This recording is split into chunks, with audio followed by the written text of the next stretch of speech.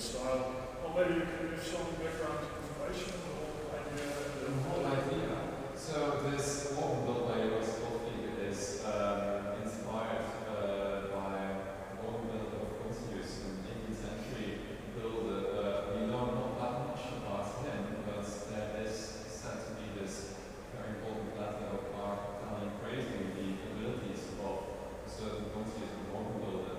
And well, maybe many of you know that this is not the first organ style of quantities that Joost Wolfgang built. This is really second. The other one is of course one in the Bach's Quantities Foundation, which is a bit more, let's say, flashy than the, we of course have the organs. There's no issue.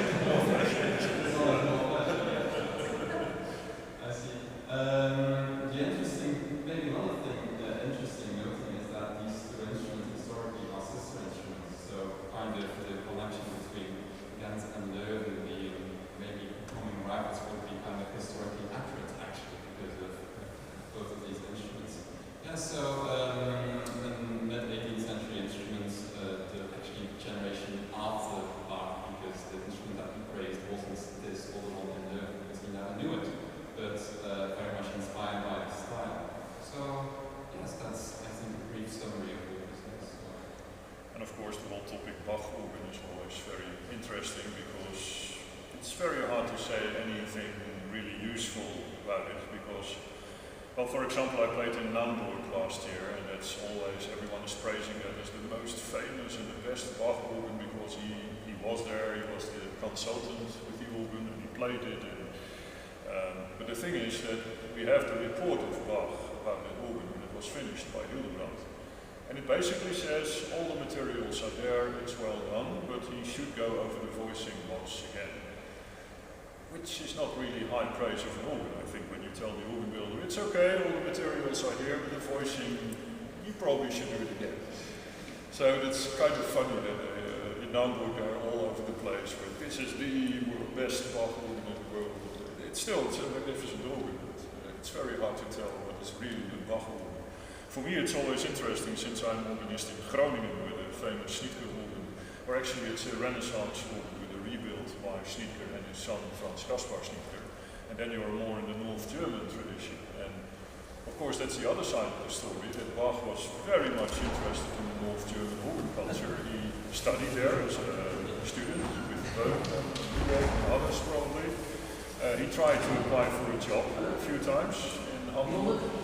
So I always have the impression that Bach was at least as convinced of the North German organs as the ones in Middle Germany, as this is a typical specimen of. And of course he liked both probably, but it's very hard to tell what really was his favorite instrument. Of course you can tell something from his music, because he talks a lot about rückpositives. Well, that's typical for the Middle Germany organ, no rückpositive.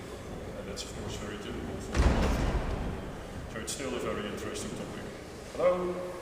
Sorry for the being No problem, we just started talking about the organ, so nothing about improv yet.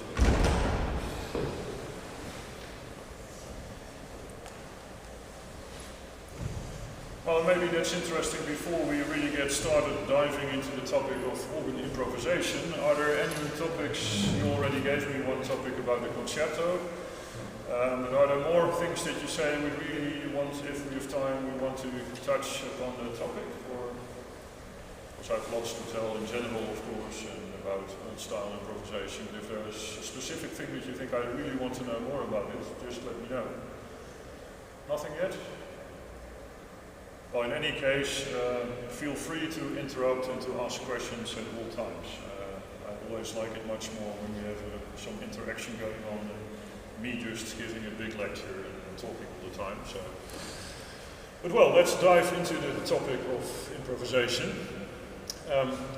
What always intrigues me is that when you read up about it, so let's say about the time of Bach, but even in the times of Beethoven, Mozart, Liszt, Franck, it really doesn't matter. Most of the famous composers, especially in the organ literature, when you read up about it, it's always that improvisation was the normal way of organ playing.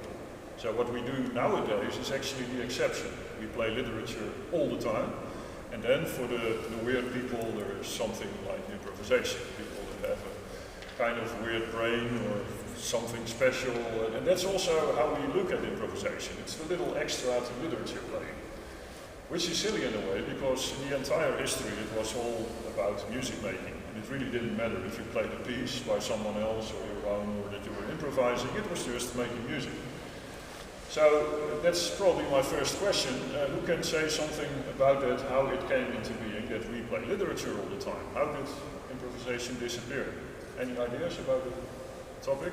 Maybe the academization of stuff, like the start of conservatories and forms of being technically very violent. Yeah, that's definitely an important thing, and then that started, of course, with your famous countryman Lemons, and then Bidor took over the whole school, so that there was more focus on technical playing. It should be better, and we should be able at a young age to play difficult pieces, and that is, of course, a big upside of the whole methodizing of music making, because the level is higher than ever, I think. I mean, if I look around and I see so many young people, sometimes like 15 years old, they can already play the Dubuffet toccata and everything. And that is quite impressive. So that's part of it. Anything more to say about it? Why improvisation disappeared? The existence of sheet music. Yeah, of course, yeah. Since we have all the music in writing, and you don't even have to buy the books anymore, you can just print whatever piece you want. Even the bad music is available, which is of course another downside of that, that's everything that's printed nowadays. I mean, in the Netherlands we have this famous psalm singing tradition, and people start making all kinds of psalm books with harmonizations and preludes for organ, and sometimes the quality is really bad, but still they get sold by the thousands, and you can get them on the internet everywhere, and it's kind of strange, but that's of course part of it. It's available, so that's a good reason to play a lot of music. But I think indeed that one of the main things is that the teaching of music changed completely. And when you think about it, how it was in the days of Bach, Buxtehude, Böhm, and many others, I think music making was much more, and that's actually my main topic when it comes to improvisation, it was much more about the language. Because how do you learn your own native language? That is by, as a small child, you start listening, then you start copying, then you start using the language, and then when you can already communicate quite well actually, then you go to school and you learn how to read and to write. And that's so silly when it comes to music. We don't start with listening and understanding music and making music, we start with reading music.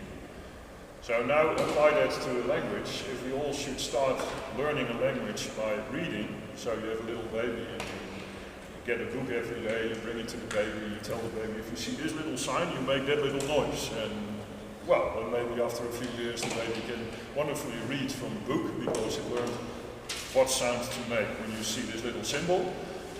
But then it can't talk at all. It can't really speak the language, it can only read the language. And that's basically how we all learned to make music.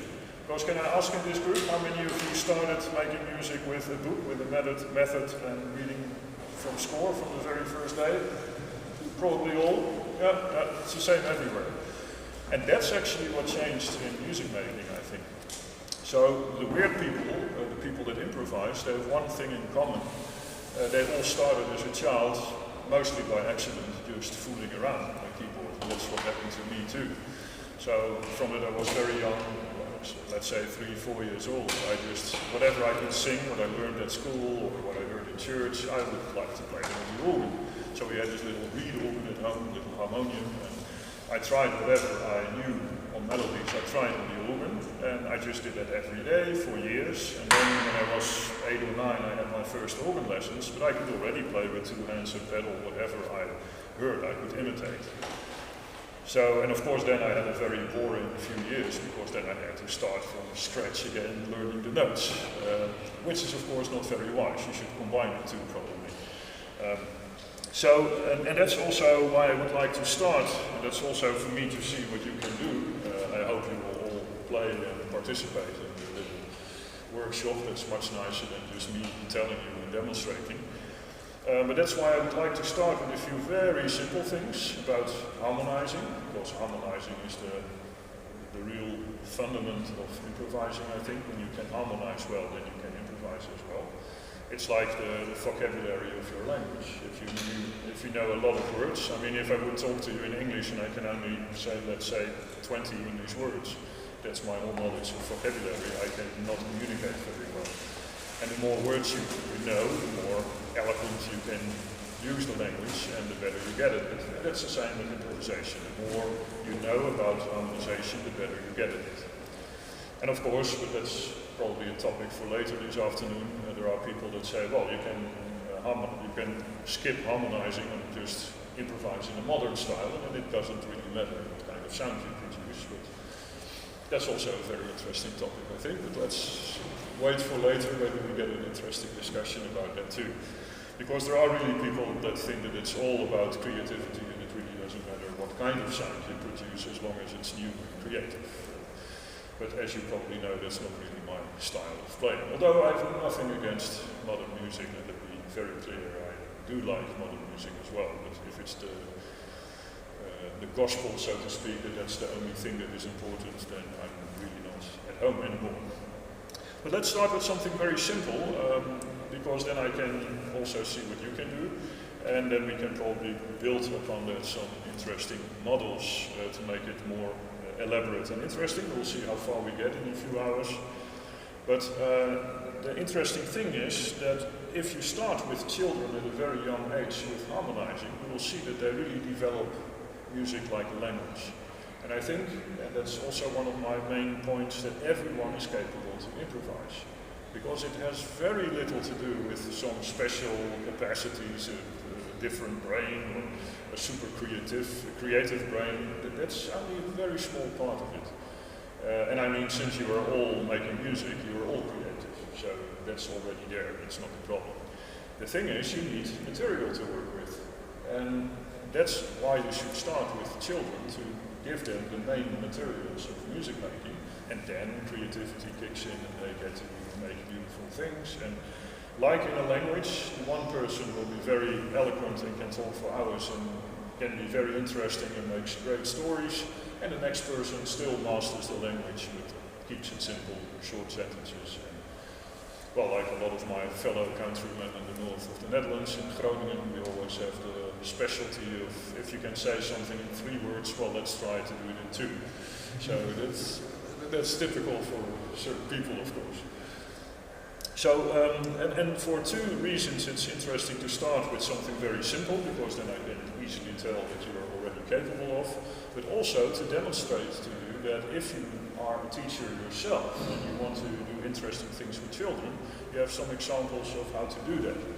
Because those are very important to me, not that everyone starts improvising, but especially that the way of teaching is going to be different in the future, because still 9 out of 10 teachers at least have the same methods that they teach from. Because it's easy, you just put a book in front of the pupil, you tell them if you see this little dot, you press this little button, and well, that's it. Then music, because no one knows why, or what kind of music it is, or what you're actually doing, that's not important.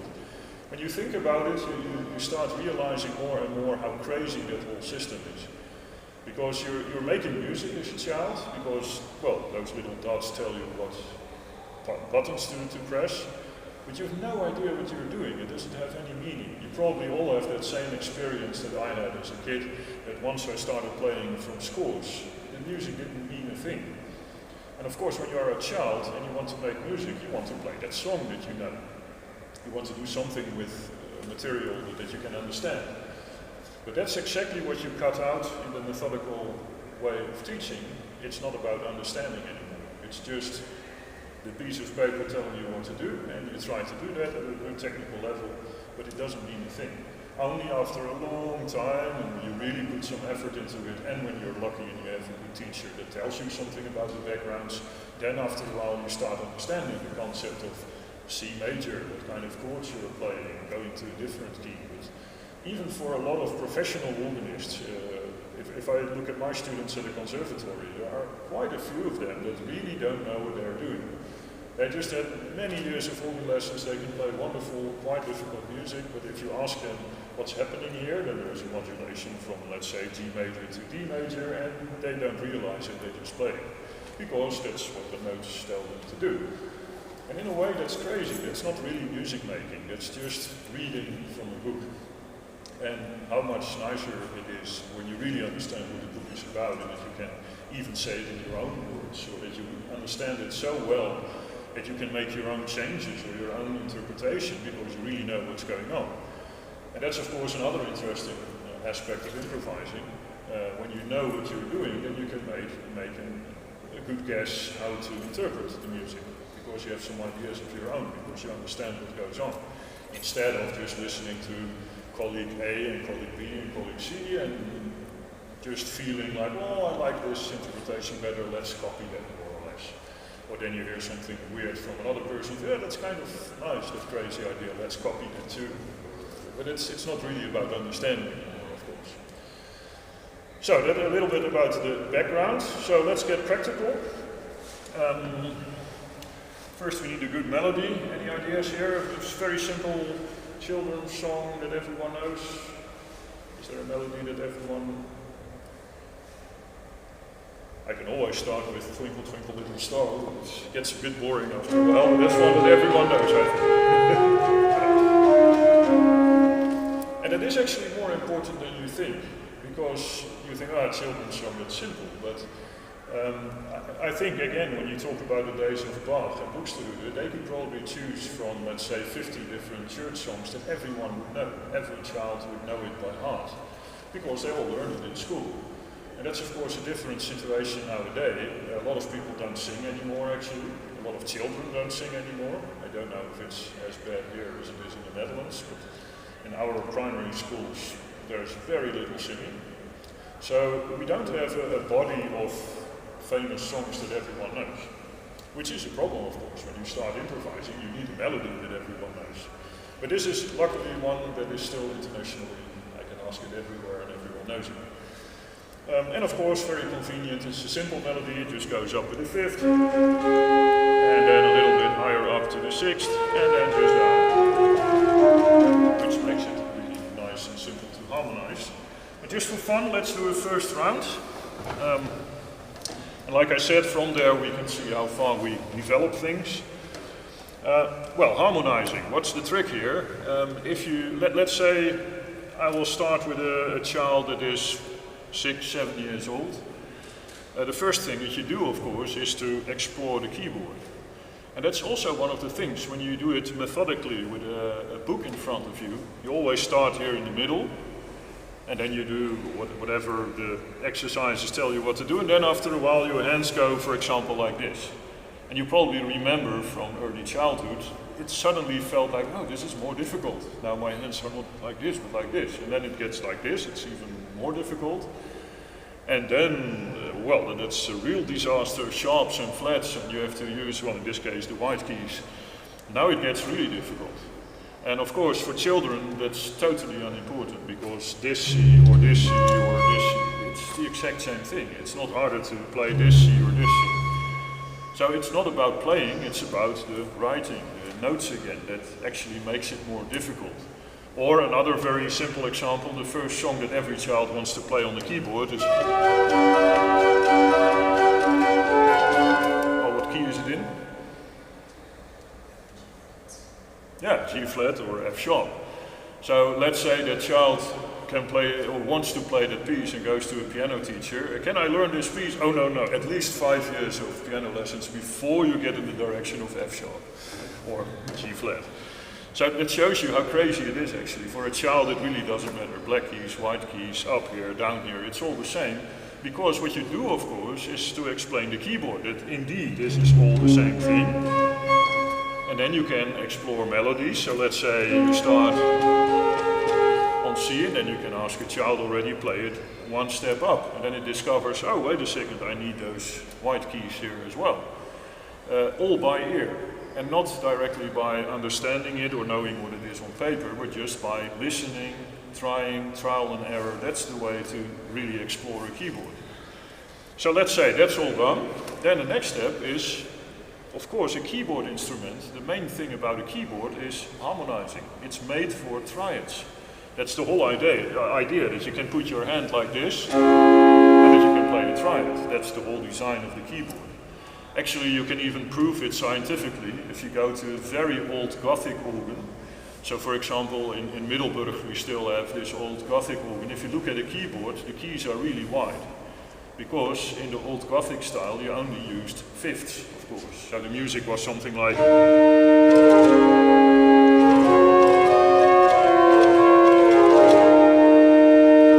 So only two voices. So the keys were very wide, very easy to operate. But as soon in the Renaissance, when they wanted to start triads, you had a problem. It was too wide to play with one hand. So that's when the, let's say, modern keyboard came into existence. And the whole design is how to play triads. So that's of course the next step, that you start to play triads with inversions, and then every child knows it after 2 lessons. Oh, wait a second, it's the same all the time. You can just invert the triad 2 times, and then I have the same feeling again. So that makes it very easy to really understand a keyboard. And once you can play 3 triads, that's of course why we work with terms like tonic, dominant and subdominant. There's a reason for it, because in the very early Renaissance they already knew those 3 chords. That's the basic of everything. If you can do that, if you can play those chords, you can harmonize almost anything. And that's true. If you can play the 1-4-5 system, as I always call it, then you can harmonize like this.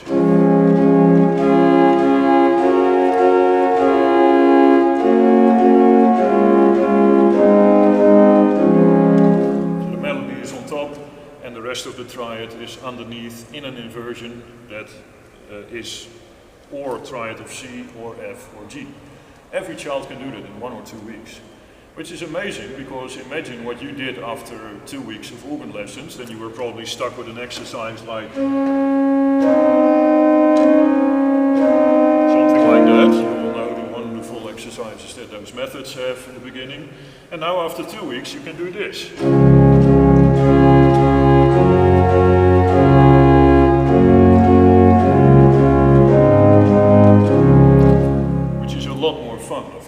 And it is about understanding, about making music, and not about technical exercises. And I've done it many times. Believe me, every child can do it. It's no problem.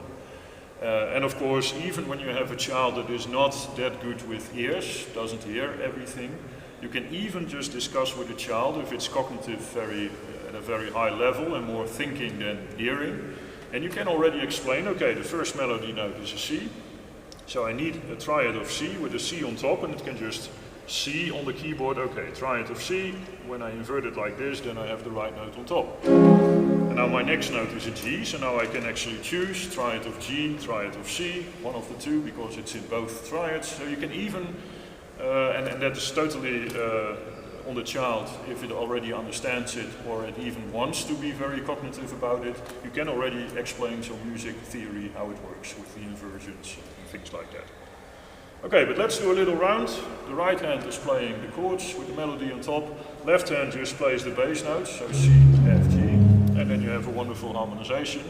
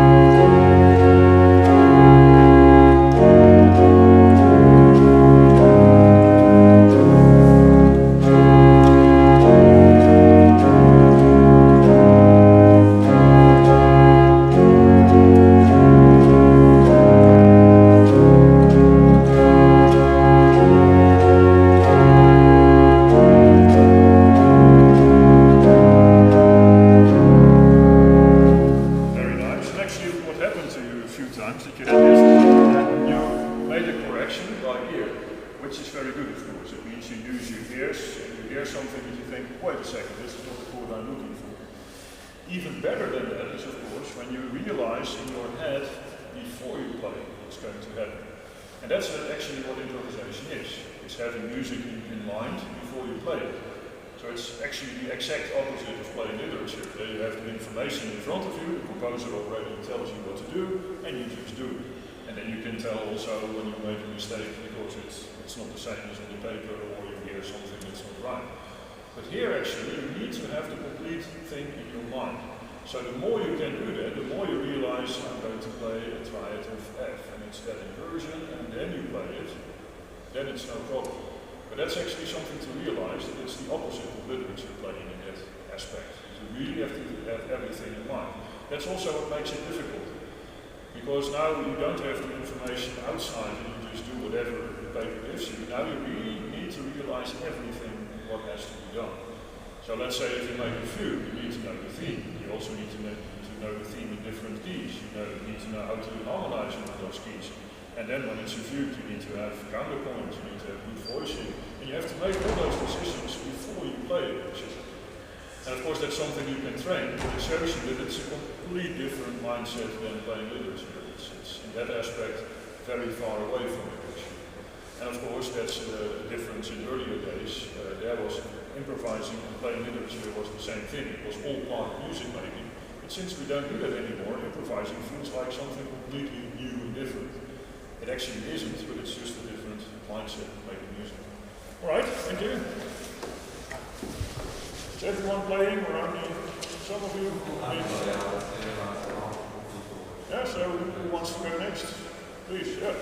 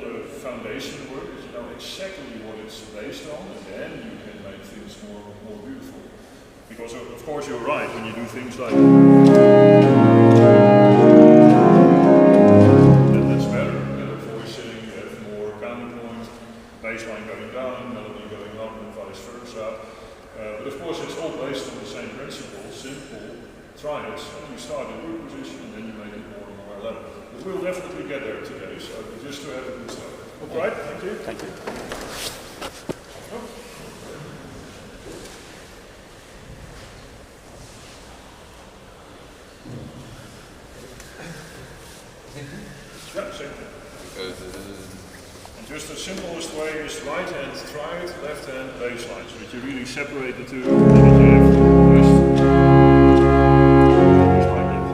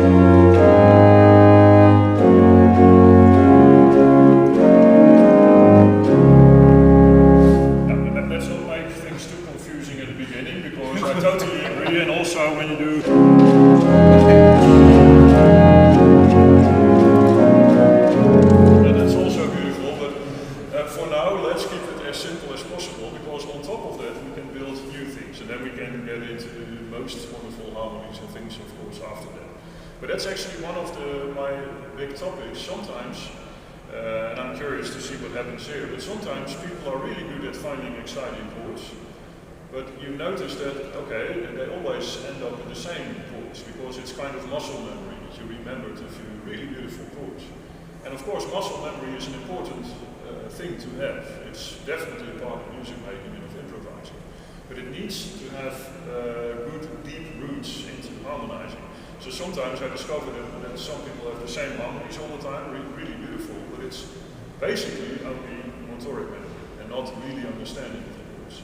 And the more you understand the chords, the richer the harmony gets, because now you have 10 other options that you can use because you know they're there. And it's not just your fingers moving in a certain direction because they always do that. So it's a very nice combination actually. And again, it's the same in the language. When you talk, you're not thinking about every word you say.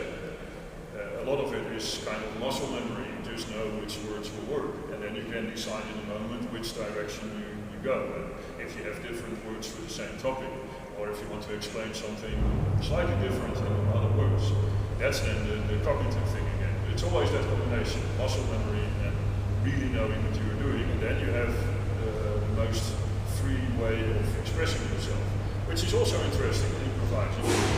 We always think of improvising as you're completely free, but actually you can only be free when you really have good knowledge of what you're doing. So actually you need to know the rules to let go of the rules. And a lot of, especially let's say modern artists sometimes communicate like, oh, I'm completely free, whatever I do turns into law because I'm an artist. And that's fine if you're a good artist, because a good artist knows the rules and then you know when to break them to make something exciting and new. But if it's only about being exciting and new without knowing the rules and the whole background of what you're doing, then it's just fried air, so to speak, and it's not really rooted into something. All right, thank you. Let's go to the next. And please keep it as simple as possible, just 1, 4, 5. We go into more exciting stuff later, but just for now, it's really good to have the good basics.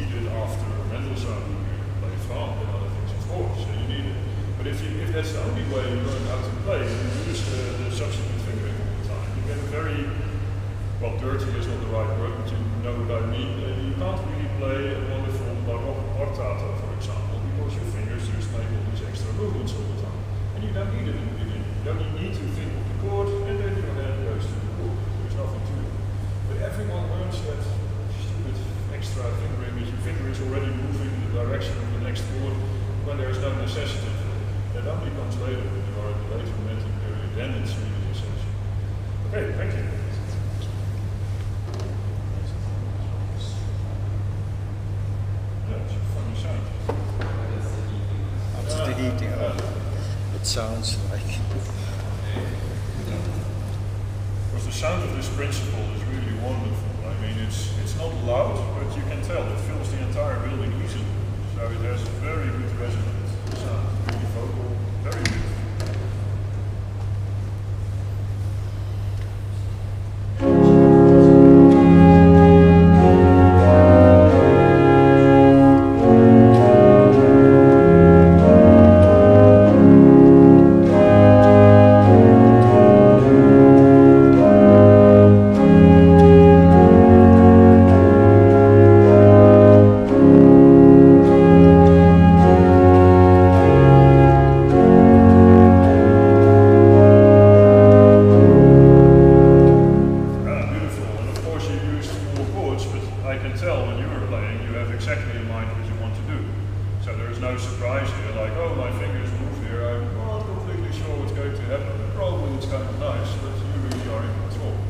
And that's of course a very important aspect of improvising, I think, the control. Because, well, like I just said about being free, you can only be completely free when you are in control. The same as with a language, the more you control your language, so the better my English is, the more I can express myself completely free. If I have very limited vocabulary, I can only express myself so much because, well, I don't have the knowledge to say more, because I don't know the words. And that's, of course, that makes complete sense. It's the same in improvising. The better you know the language of music, in whatever style, that's not important, it's just about knowing the basics of music making, the more you can express yourself because you're in control. And then it can actually be very funny to let go of control even and see what happens. But you have this whole firm foundation where you have built on, so still things will happen that are basically in control, even when you let go of control, of course. So that's a very interesting aspect of improvising, I think. All right, ready to go? Yes.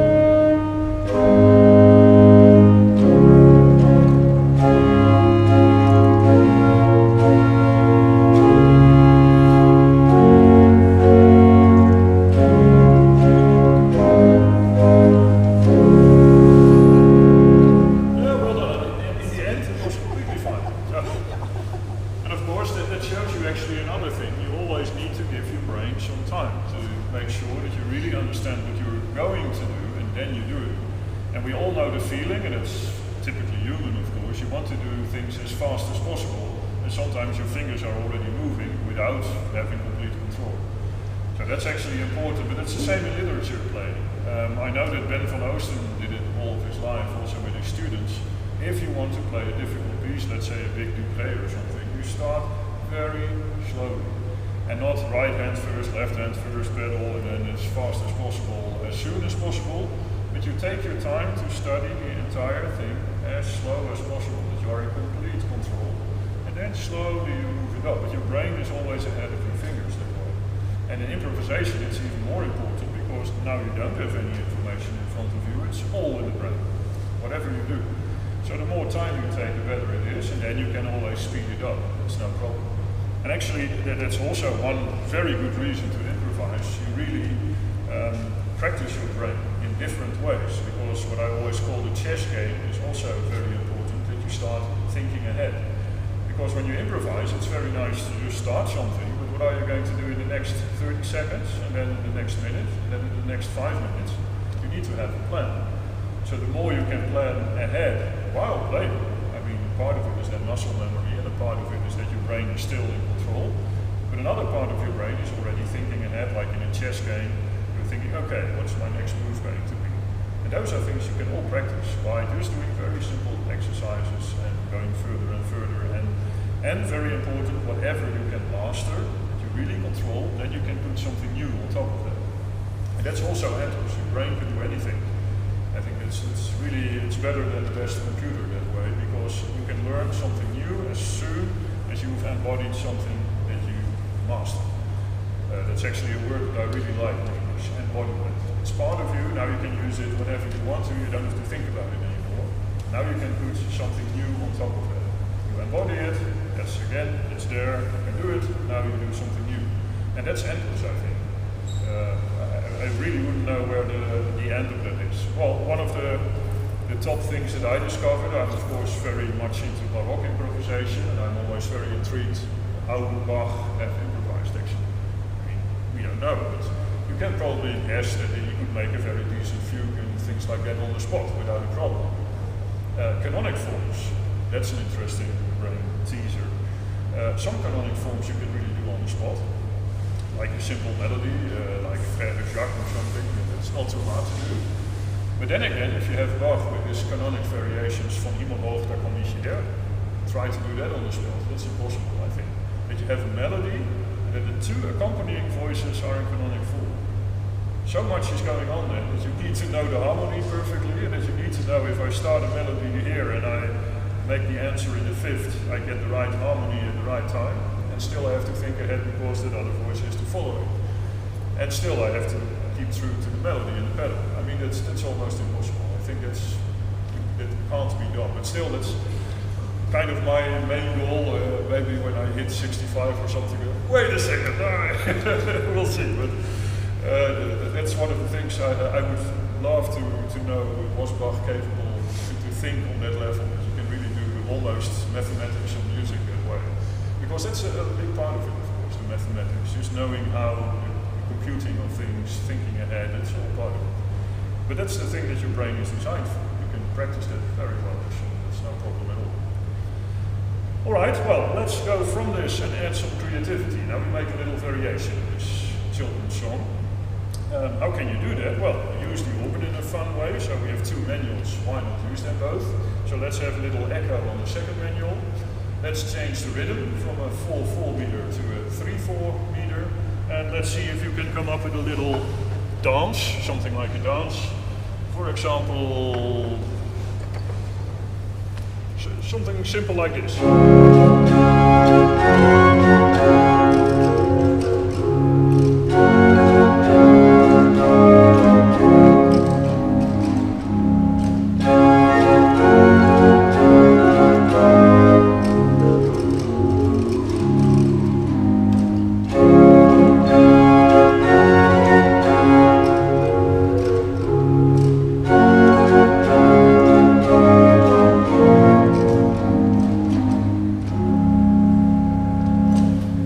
actually, when you have a little bit of a creative brain, you can think of at least 10 different variations this way, also to make things more complicated.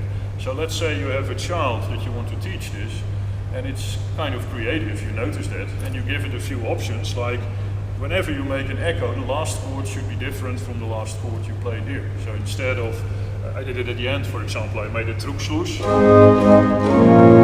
and then the second time you're allowed to go back to the tonic.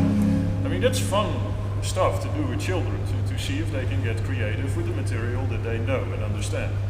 And the same with little ornaments, or where to put the echo. You can repeat the whole line, I did it in the middle, because the whole line is repeated, so let's use it as an echo. But you can also play only a part, like...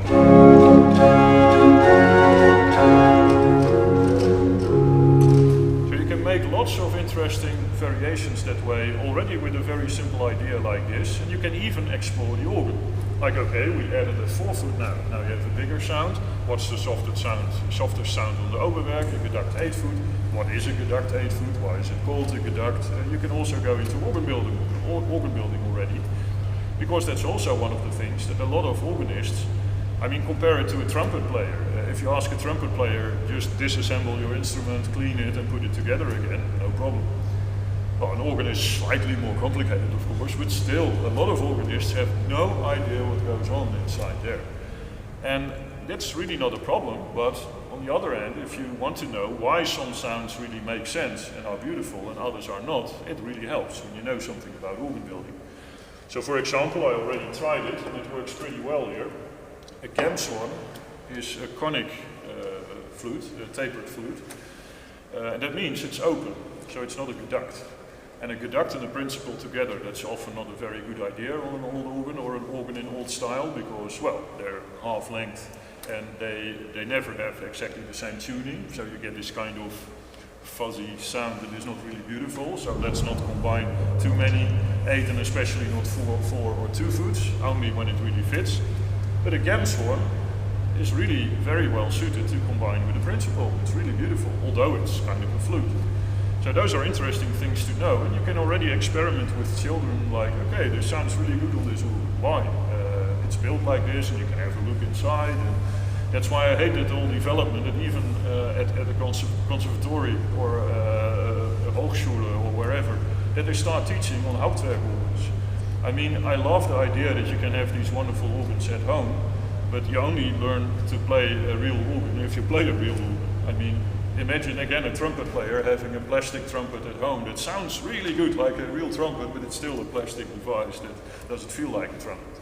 It's probably not the best way to learn the instrument. So whenever you have the chance, especially with children, to go to the real thing and that they really experience it, also the sound in the room and how it feels and what the different stops do, that's so important.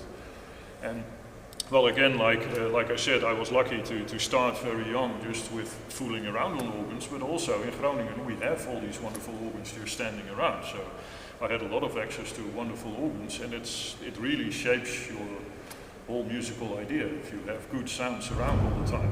And it's of course the same with everything in art. If you have a beautiful home and you have some beautiful things at the wall, you have some beautiful pieces of furniture, it's actually important to shape your whole conscience, what you think about art and music. If you're just living in a kind of box without anything beautiful, it's very hard actually to make your creative brain do something or to develop something. So it is important actually. Alright, so let's have some fun with a little dance.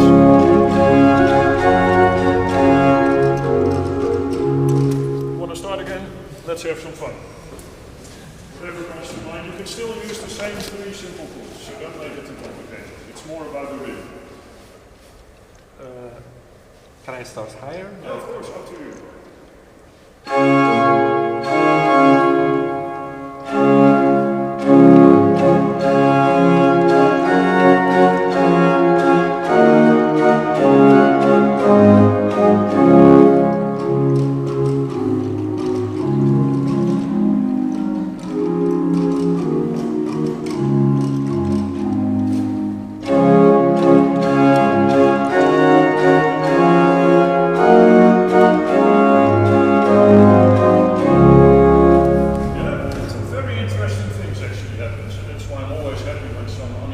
things happen because it tells you something about the brain. The first thing was you weren't really thinking about echoes because you were already concerned, well, as long as I stay close to the melody, I'm fine. Which is true. So you just played a part of the piece on one manual and another part on the second manual. Completely fine. The other thing, when you are trained like a professional musician, you know all about good voicing and heaven forbids that you ever play a parallel. And of course it happened a few times that you had a very nice... By the way, this one was the same chord you had at the beginning. You were not completely sure about the 4, so you played actually, that's a 2, D minor. And then of course when you play 1, you have a very nice parallel set of chords.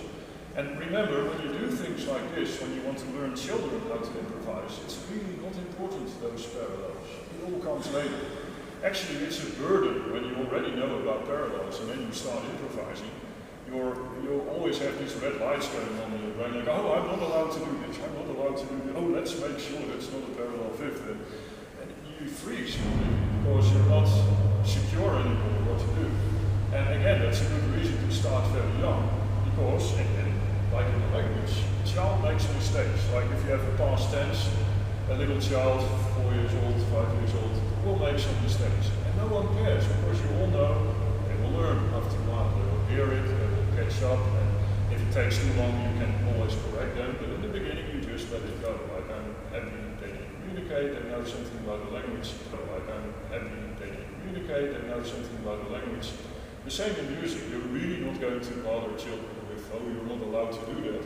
That all comes later. First you start to talk, you start to communicate, and then after a while you think, oh yes, we can add this little detail that the child pays attention to. Okay, this voicing is better, or let's not combine those two chords. Here you have an alternative.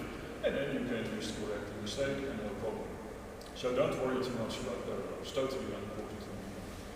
But that's actually why I was happy that it happened, because you can tell it's how the brain functions. You already you were not completely sure about the 4, so that's what happens when you do something slightly more difficult. You will have the same thing here again, no problem. But that's actually to back up my former statement. If you master something, if it's really embodied, then you can add something new, and then you can be secure that it works. But that's why it's important to start simple and to really master it, that you really know what you're doing, and then you add the next step. If you add the next step without exactly knowing what you're doing, but more or less, let's say you have 90% control, you add something new, and now you have 80% control. And then you want to add something new, and then it's like 70%. And in the end, you feel totally insecure. Like, it doesn't feel right. I don't know what I'm doing after a while. And that's why it is so important to actually turn it into very simple exercises that you can master completely. It's really important. All right, thank you. Yep.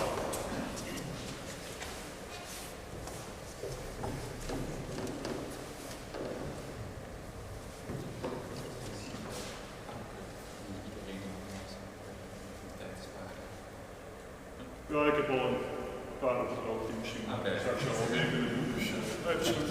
Ja, de tijd gaat snel. Maar ja, dat is heel natuurlijk. Well, and it is an important part of my story. Of course, I can now pick 2 or 3 people that can do more, but it is important to know the whole story behind it, so that you can know what is it based upon. Because it's actually very easy for me to give you a few tricks that sound quite spectacular, and everyone can do it because you just repeat the same motoric pattern. Sounds fine. But what do you learn from it? Now you know the trick. It sounds really nice, and you can repeat the trick. But then you can't build upon a trick. You don't know what's behind, you don't know what you can do after it, and then you just have some motoric skills that you can develop, but that's it. It's way more important to have knowledge, to really understand something, than just to know a few nice tricks. But you're right, I'll keep track of time. It goes fast. No problem.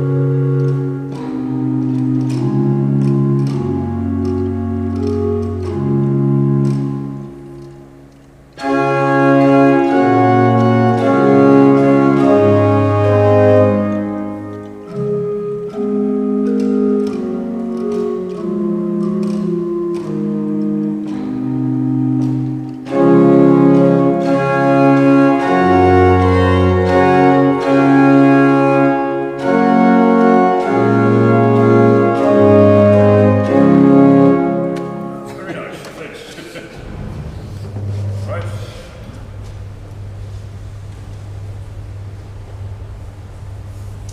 of course, if you want to make more ornaments or things, go ahead.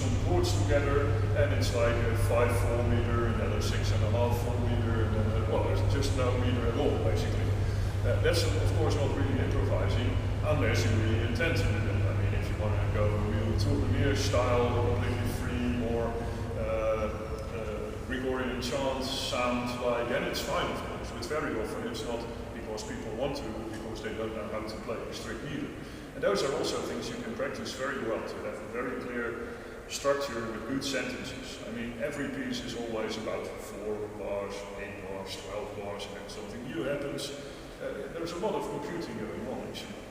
And the good part of computing is that's something you can learn. Everyone can learn it. It's like just 2 plus 2 is 4. If you can do that, you can turn it into music as well. So that's also a very important part, the really computing of good lines and good meter. Right, thanks. Want to give it a go too? Hey, jullie. We're basically doing 1-4-5, just simple, and now with a little 6-8 meter, or 3-4, whatever you call it, with some echoes.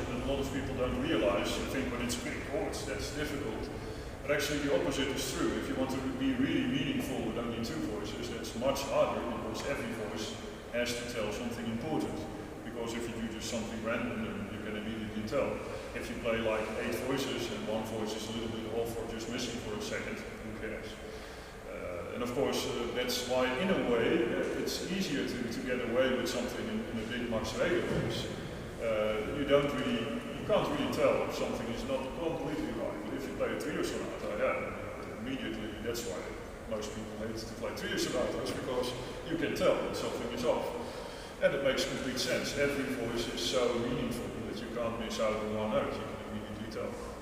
And of course, another interesting part about organ building and improvising in literature, why did Hegel actually play so many, write so many notes? If you play a big sour organ, a big romantic pneumatic organ, if you want to have a big sound, the only way to make it happen is all the way up in the manuals with 2 hands full of notes. Then something happens. On an organ like this, if you have full organ and you play on the top of the manual with big chords, it's horrible. You don't do that on an organ like this.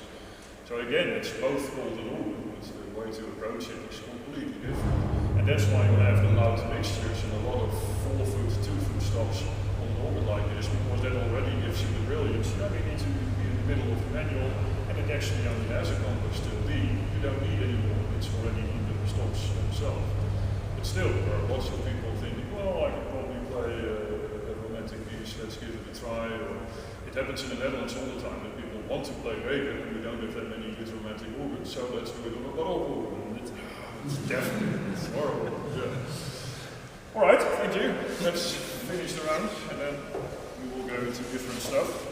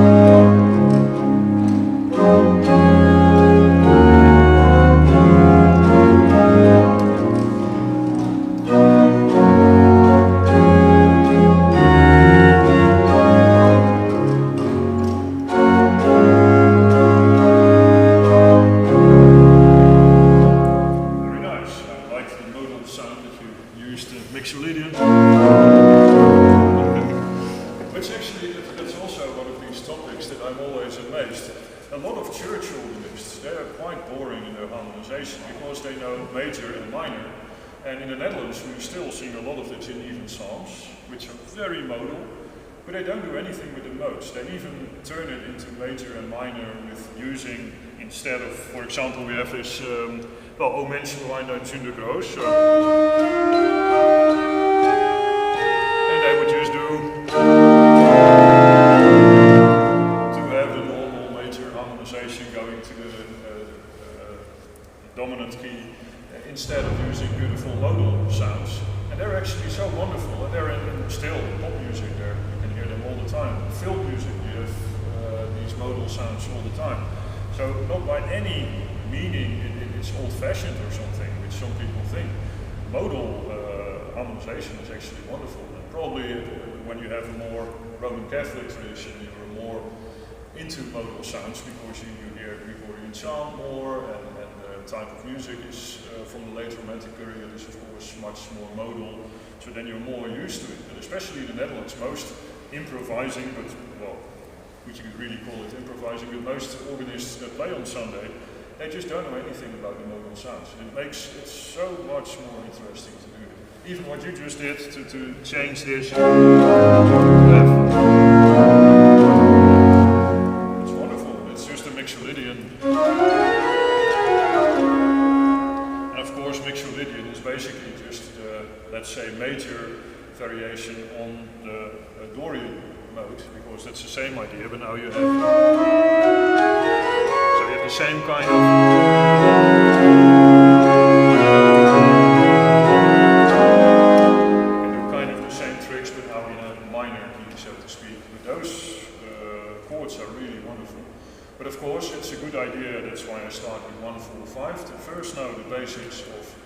major use of chords, and of course after 1, 4, 5 you can use the 2, the 3, the 6. And again, when you work with children, you can already apply a lot of music theory with it. Because when you think about it, if you can play with 1, 4, 5, everyone can do it after a few weeks, okay, it's no problem. If you want to go into minor keys, and you explain, for example, that A minor is the family, it's the relative minor of C major, and you use 1, 4, 5 again, guess what? 1, 4, 5 and A minor are exactly the 3 missing chords in C major. Because it's A minor, D minor, E minor, and that's actually the 2, the 3 and the 6. And of course the 7 you don't really use because it's a diminished chord. It's all about 1, 4, 5, the major chords, and 2, 3, 6, minor chords, and then 7 is diminished, so you don't use it. And even a small child can already understand the whole concept, and then you can easily go into using the 2, the 3 and the 6 as well, once it can harmonize something in the minor key as well. And you can do it in the opposite way as well. If you start with 2, 3 and 6 already, with the same melody that the child already knows, and then you start talking about a minor key and how to play 1, 4, 5, that's up to you. You can do it in different ways. But in that way you can already know a lot about music theory and keys that are related. And of course the next step would already be how to get from one key to another. And once you can do that, then modal harmonization is not that far away actually. And especially, and that's always fun, when you realize when you work with children or young students, that sometimes they just find a chord and they think, wow, I really like this chord, and then very often it's a modal chord. And you can already explain this is what goes on, and now you know how to use it. And that's of course so much fun when your vocabulary gets more and more enriched all the time, that you discover, wow, I can really make wonderful chords now. And then you try it in a different key, and once it's embodied, again, the embodiment, you really need to master it. Then you can do it in any key, and you can use all the wonderful chords that you know. I'm always dazzled by Hammond organ players. A good friend of mine in France is one of the best Hammond organ players that I know. And you can just give him a note, and then you can give him any bass note, and he can make the right chord. So you can even have a C sharp on a C, no problem, he can make it work. And without thinking, it's all embodied, so you can do it any key, you can make any chord happen. And that's quite spectacular when you can do that, because then you have so many options to harmonize, it's just scary almost. Of course, and that's typical for jazz musicians when it comes to the more horizontal thinking, so that you have wonderful voicing, different lines, canons, or even counterpoint. He doesn't know anything about that because that's not interesting for a jazz musician. But the chords themselves, to have all the colors and options, that's just wonderful. And of course that's also one of the things you can practice. First starting very simple, like can I have a descending bass line, for example, against the melody? How can I make it happen? Even when the note in the bass is not really my favorite one, can I think of something that could work? So that you do just little exercises like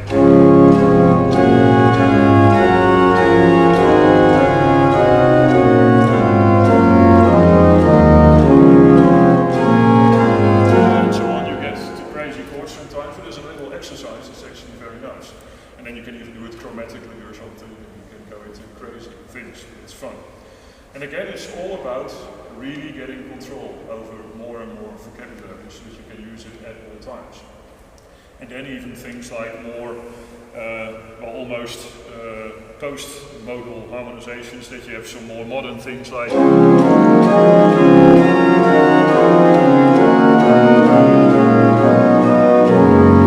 it's actually not that far away, but only when it's based on the knowledge that you already have, then it's really good. And otherwise it's just like, yeah, I know how to grab a few interesting chords, but I'm not really sure about it. But it's just fun to try. Okay, let's finish the round.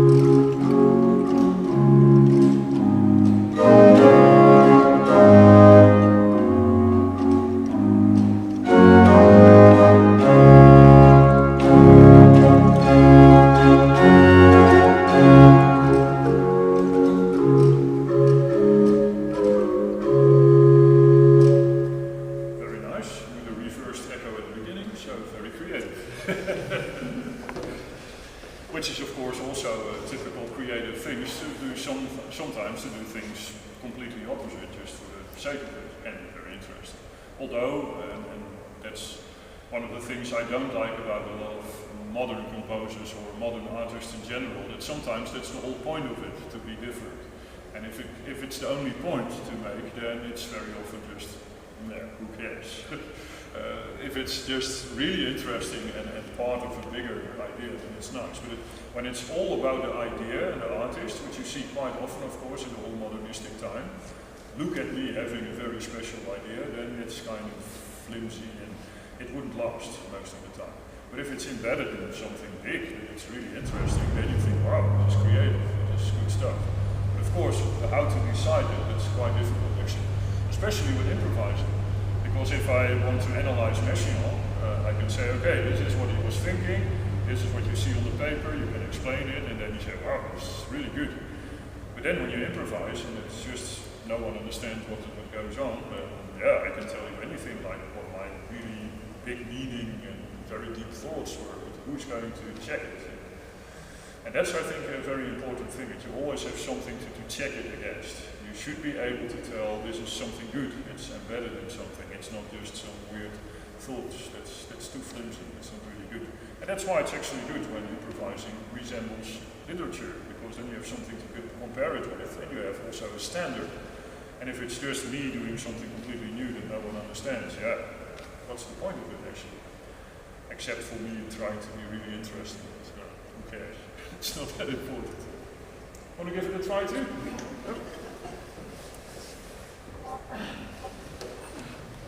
Will there be some modal improvisation also? Do you think so? Some model? Modal? Modal? Yeah, we can go into that if there's time and you're interested in doing something, that's fine. Yeah?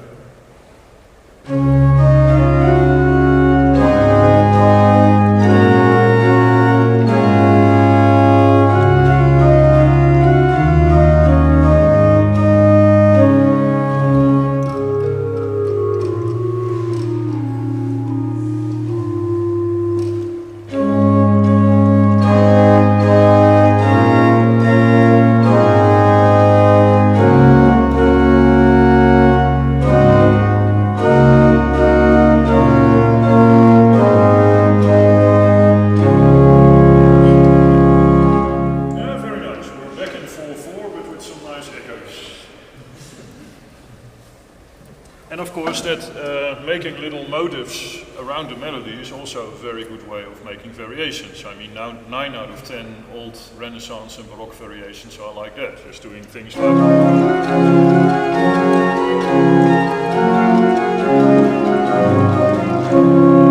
which is very good exercising. All the Bohm variations, Pachelbel, those models are really good to try to copy, and they're not that hard actually.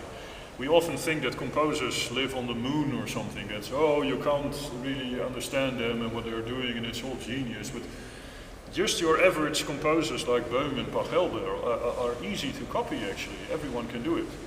And actually someone like Pachelbel is sometimes ridiculously simple. You think, why the heck would you take all the energy to write it down?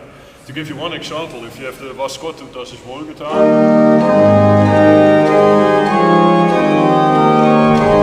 make a variation like this and really write it down. Like,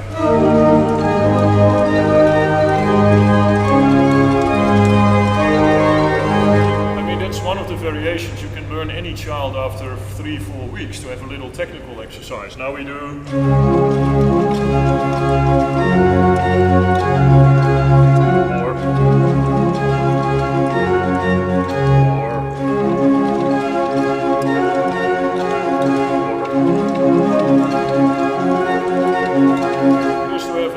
Technical exercise to explore the organ. If you see a stop like, I saw this 1 foot stop, so that's really nice for this kind of music. So you have 8, 4, 1, and now you can do.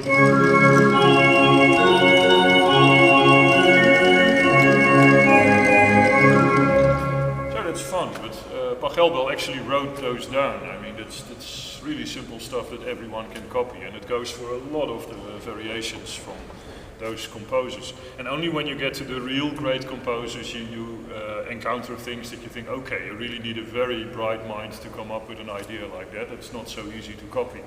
And of course, like always, Bach is kind of the pinnacle of all of that you think, wow, how did he ever get to have so many good ideas and to work it out in such perfection? It's just incredible. It's very hard to find any Bach piece that is not at very high standards. Some pieces are still kind of a mystery, not a misery. But if you go to the Leipziger Choräle, you have this Komm Heilige Geist, the first one, organo pleno, melody in the pedal, and then you have another one with the same title that no one plays. Does everyone know it? The Komm Heilige Geist, the second one in the Leipziger Choräle?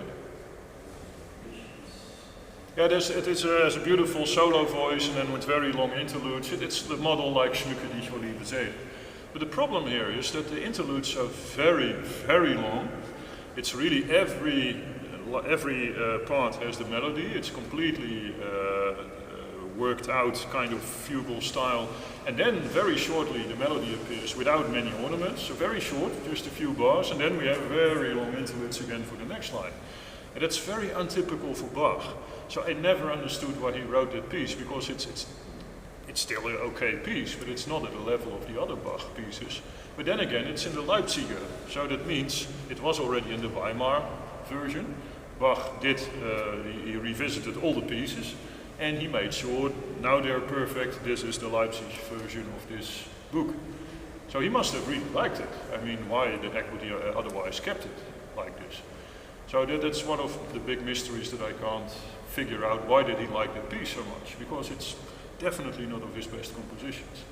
But yeah, some mysteries will always remain probably. Because most other pieces you can easily tell, like, wow, this is just genius and perfection and everything is just so wonderful.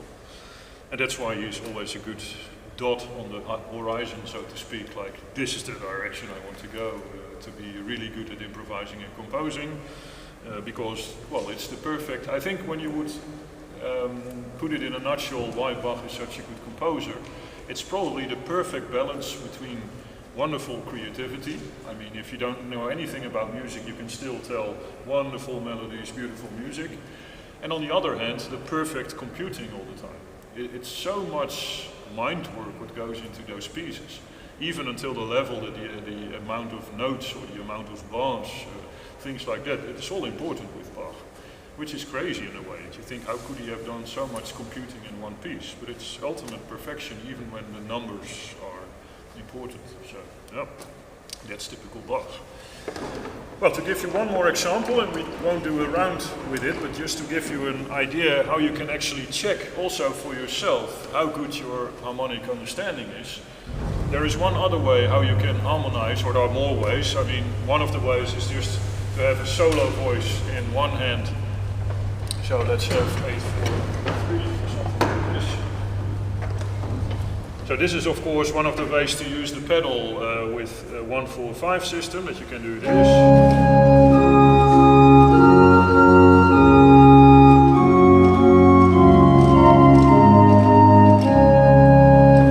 Which is also very simple to do with children and to already use the pedals. That's also something. All the methods, you have years of lessons sometimes, and then at last you can use the pedals. Why? I mean, as soon as a child can reach the pedals, by all means, use them. I mean, that's the fun part of organ playing. Every child wants to play the pedals, because that's the wonderful that you can do that you can make music with your feet as well. So that's one way. Of course, then you can put the solo stop in the left hand as well, so then you can do it like this.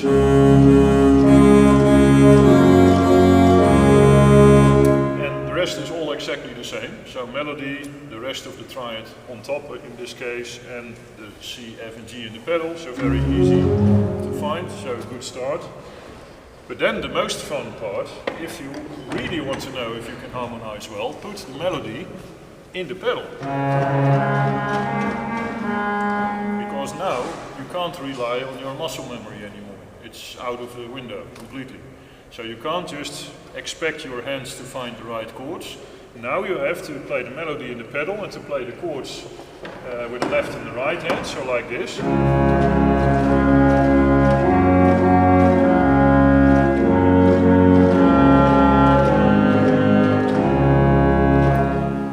means, even if you only use 1, 4 and 5, you need to be in total control to understand what you are doing. So it's really good brain training actually. And of course if you can play 2, 3, 6 and all the other chords, then it gets even more interesting. But this is a really good exercise to do. Also, when you can already improvise well, to just keep your brain fresh and in control all the time. And of course, it's good to realize that a lot of the Baroque compositions are made in this way. I mean, and the melody in the pedal. And it makes complete sense, because nothing is easier than having a melody in the pedal in very long notes. There's nothing to it. Anyone can play that in the pedals. And then you have two hands completely free to make wonderful counterpoint. That's why Bach loved it so much as well. And also important to know, it is actually how the pedal started out. We always think of the pedal, left foot, 32 foot, 16 foot, deep sounds. But actually when you look at very old organs, let's say the choir organ in Alkmaar, the famous organ from 1511, it has only one stop in the pedal, and that's a trumpet 8. So that's actually to bring out the tenor, a very loud melody, like they did in the old Palestrina, Ockeghem, the old masses. The tenors would have a very slow, long melody, and then you have wonderful counterpoint, and you can imitate it with the hands. So it's basically what a choir did, you imitate it in the organ. And only later you got the organ pedals with the 16 foots and all the other stops. And that's, by the way, why I love the North German organs so much, because they have it all. I mean, my organ in Groningen has 32 foot, but then 16, 8, 4, 2, mixture, and then reeds, 16, 16, 8, 4, 2. So you have all the solo stops in the pedal as well. It's just wonderful. And very important also for music of Bach. He has very often a melody in the pedal. And by the way, this is a little side remark, if you have a mixture in the pedal, like here, very often you can use that as a solo stop as well. So if I have the 4 foot with a mixture, that could already work, but this mixture is, here it's perfect, and here it has the low 5th in it, but then when you add an 8 foot reed, it's actually a beautiful solo sound. So now I can put quite some Hauptwerk against it, so I can do something like 16, 8, 4 at least, and now I can do things like it's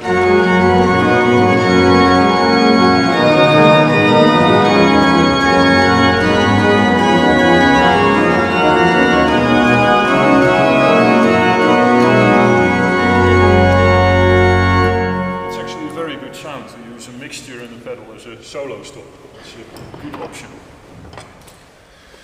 Alright, just for fun, who dares to do our little song with a melody in the pedal, just for fun? Yeah, give it a try. So it's a bit out of tune, but...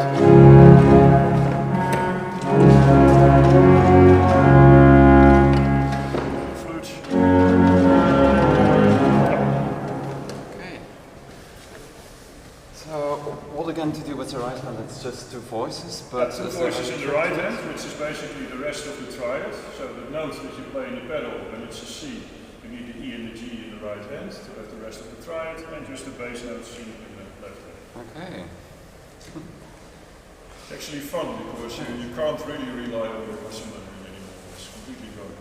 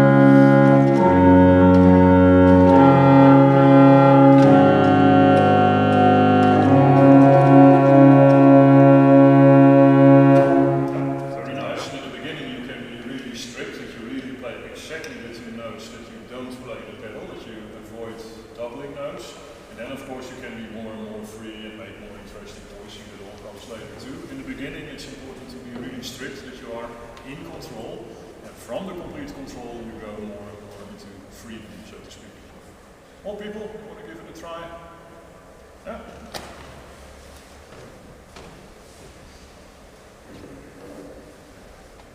So 2 voices, right? Mm-hmm. Yeah. So actually it's still exactly the same as what we started with. But basically, you leave out the melody note in the right hand because that's already in the pedal. And it sounds very simple when I say it like this, but then you have to play it, and it's a completely different melody. And of course that could be a good exercise, that you first do it exactly the same as in the beginning. You just play along in the pedal with the melody, and then you leave out the melody in the hands. And you arrive at the same thing.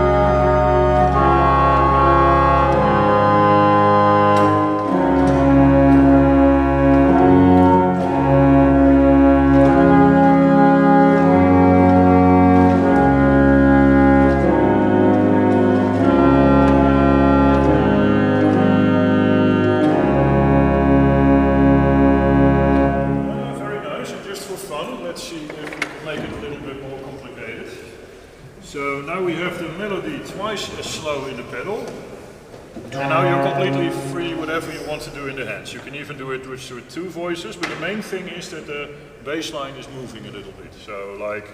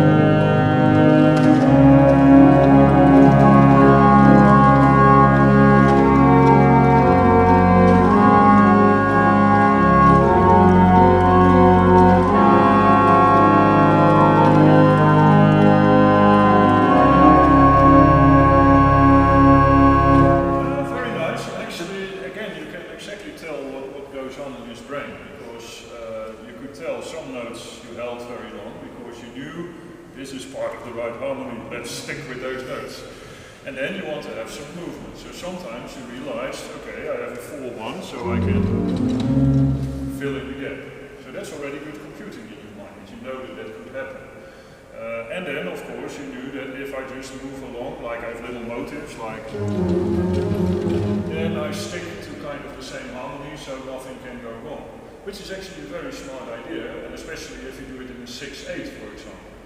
Whatever is in Vries, if you have your main note, which is part of your harmony, and you go down or up 1 note and you go back, you always end up with the right harmony. So that's actually very useful to know. So if I want to make a variation, like it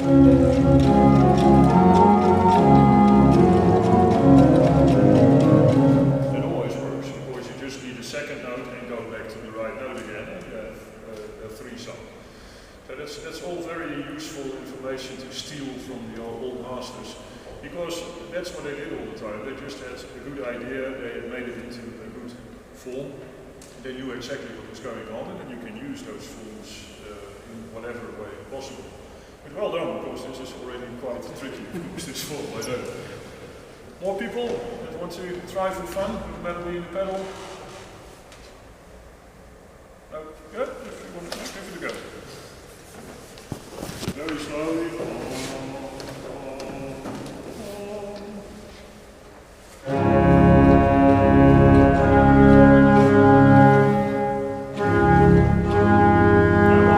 Let's give it a try what I just said about the 3-quarter option, so that you have some movement in the hands, like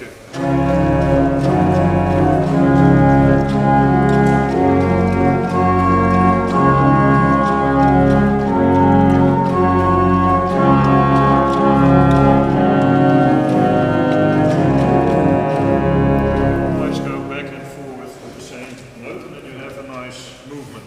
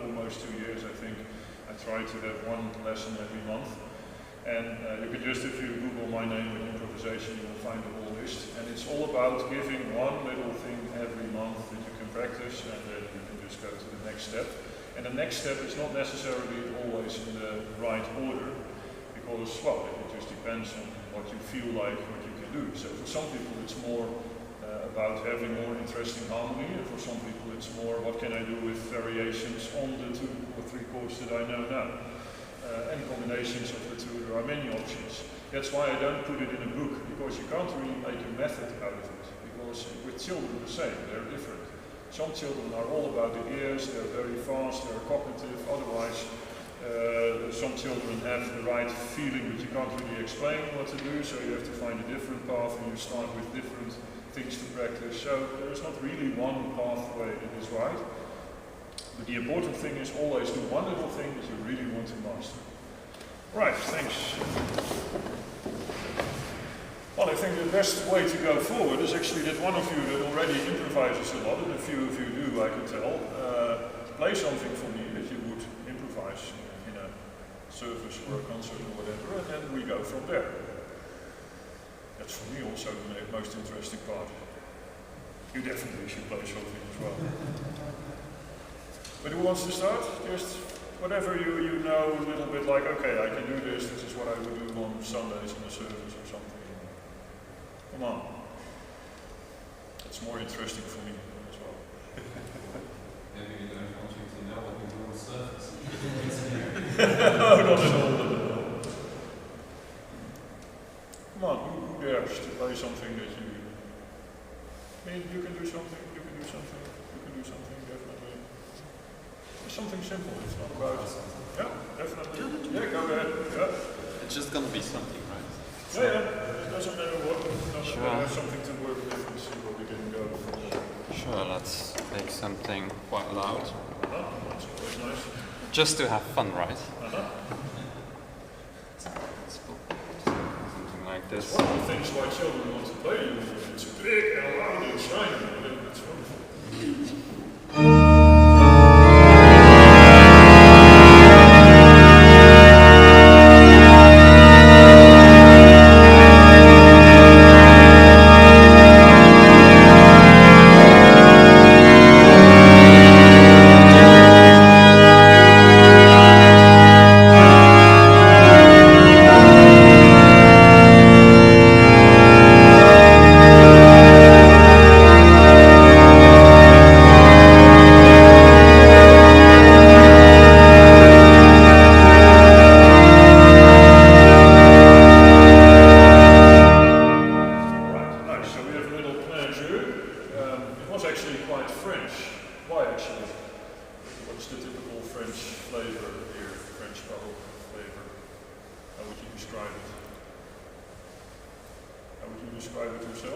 What I just did. It had a kind of French flavor to it, but what is it actually?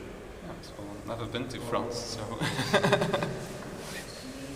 Yeah. Ornaments. Yeah, exactly. But what is very typical for the French Baroque, and that's why it is actually quite easy to improvise. It's never about very difficult forms. I mean, even when it's called a fugue, it's not really a fugue. It's just one voice, two voice, three voice, four voices, and then it's beautiful harmony. Because that's what the French did best, beautiful harmony. And that's actually their trademark from the very beginning of the Renaissance to the late Romantic. It's always beautiful harmony. It's not about what the Germans were best at, very difficult counterpoint and things like that. You can actually put composers from France and Germany always against each other in any period. So if you have Rameau against Bach, both really good composers, but Rameau is all about beautiful atmosphere, ornaments, harmony, really exciting. Bach is all about a wonderful counterpoint. And even later in time, I mean, when the Germans started to make 12-tone music, Schoenberg, that's the period in France they would use wonderful modal harmonies with Debussy, Ravel, and Messiaen comes from it, and you name it, all about beautiful harmony again. So it's really interesting to compare the two. But in a way that is easier because you don't have to worry about very difficult forms, you have to know good harmony. And of course the French were really smart how to use all these ornaments. Because even if you have a normal plan jeu of the Grenier, you name it, it's not really that difficult. If you see it on paper, you think, oh, that's easy. But it's actually hard because you need to have the right atmosphere with all the ornaments. So that's basically what the French Baroque music is all about, good harmony, beautiful ornaments. Well, you had some beautiful chords going on, but you didn't have a real plan like where do I go from, you start at D minor and then immediately we all thought, Bach, diminished chord. Which was probably a bit soon in the piece because it's a very exciting chord and you don't want to have it immediately on the second beat. You probably need to establish D minor a little bit, then you can have some exciting chords like diminished, which was one of the favorite chords of Bach, by the way, together with a Napolitan 6. Also one of his favorite chords. But now we need a little plan where to go, so that you have something in the long run, so a bigger shape. So let's say you start in D minor, you have a few chords, doesn't really matter what chords, but then you make sure you have, well let's keep it simple, let's go to the dominant key, to A. But you need a good cadence in A. So let's say you start something like...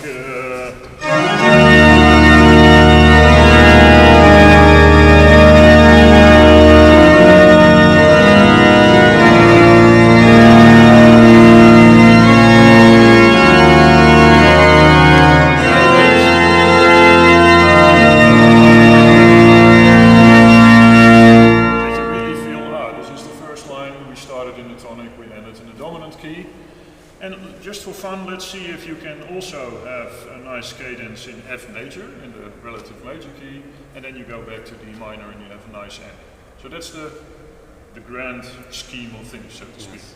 Okay. D minor, going to A minor, Yes. going to F major, and back to D. Okay. And in between, it's totally up to you with lots of ornaments and beautiful boards. Sure. Let's see what we'll get.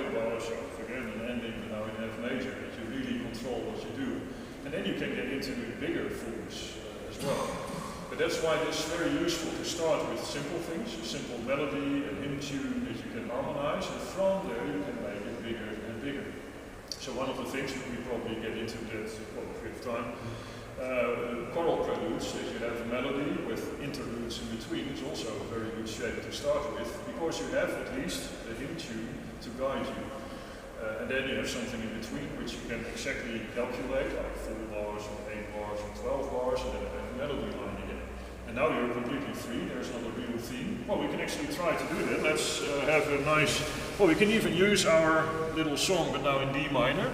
Let's use that as a little guideline, like.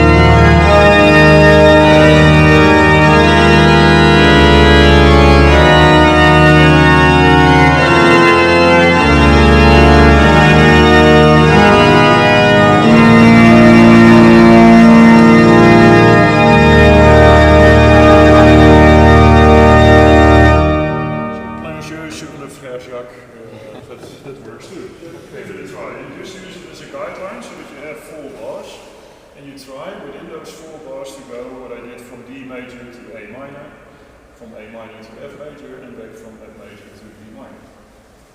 Yes. Now you have some material to work with. And actually you can do that all the time, because if you don't tell people that, they probably wouldn't recognize it. So you can use those melodies all the time. Well, you were in Göteborg, I had a little fun with, I had to play in kind of a César Franck style, and one of the students had a birthday, so I played Happy Birthday to you in a minor key in kind of Andantino César Franck style. And if you didn't know it, you wouldn't recognize it. So it's kind of nice to do that. Okay, well, I'll try.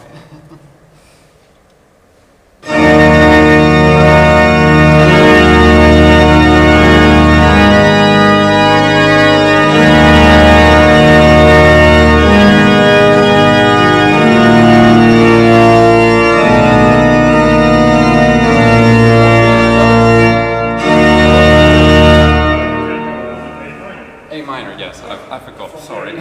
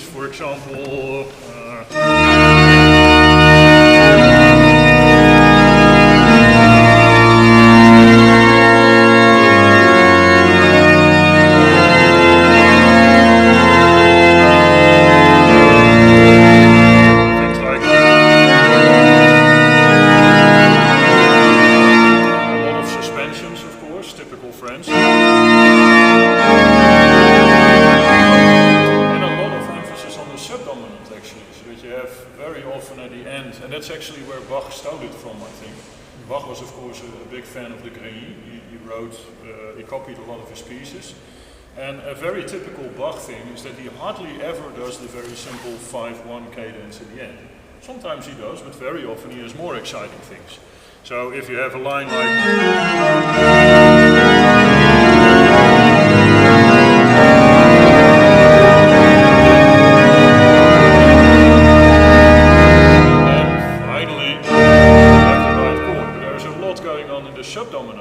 The trick to get there, and that's very typical for French Baroque music, is that you don't use the leading note just for you use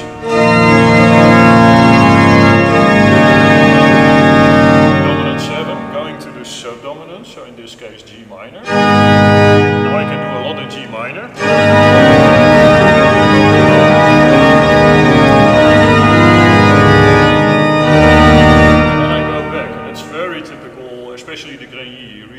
That sound of going to the subdominant, and well, like I said, Bach did it almost every time. And it's so much nicer than just the cadence that you would expect. And of course that's again all part of harmony. If you know good harmony, if you understand how things are done, and in this case you can very easily analyze it by just instead of now I don't do the leading note, but going to the dominant 7. And of course this wants to go to the subdominant, G minor. And that's also something handy to know. If something is is the fifth, you can put any chord against it. So if I'm in D minor and I have an A, I can do almost any chord goes with the fifth, because it's in so many chords. Only the 4 is not really that useful, but you can replace it for a dominant 7 and then you're fine. So you can almost put any chord against a fifth. So if you turn the tonic into a fifth, and that's what you do when you go to the subdominant, that's the fifth below your tonic, you can do anything in that key. So then suddenly you can do, and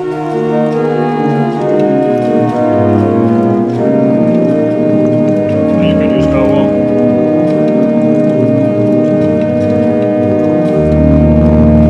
Until finally with a nice dissonant you get to the chord. And that's of course one of Bach's secrets, that he never gives you immediately the satisfaction of the right chord. He always has something else going on. And it just shifts on top of each other until you finally get to that point that you want to reach. And that's actually what makes it so exciting. That's why it is so boring to do. You get exactly what you expect. But as soon as you know more, and even if I play it in a minor key with suspensions,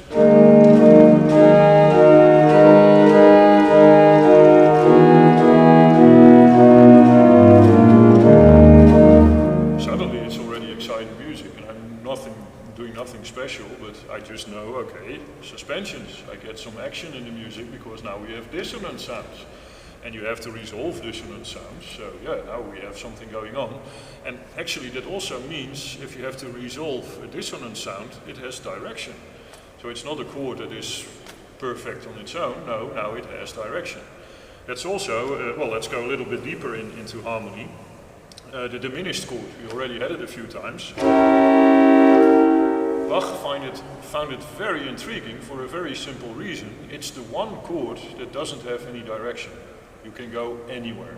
So if I want to go outside, it's fine. Outside minor. Inside major. Inside minor.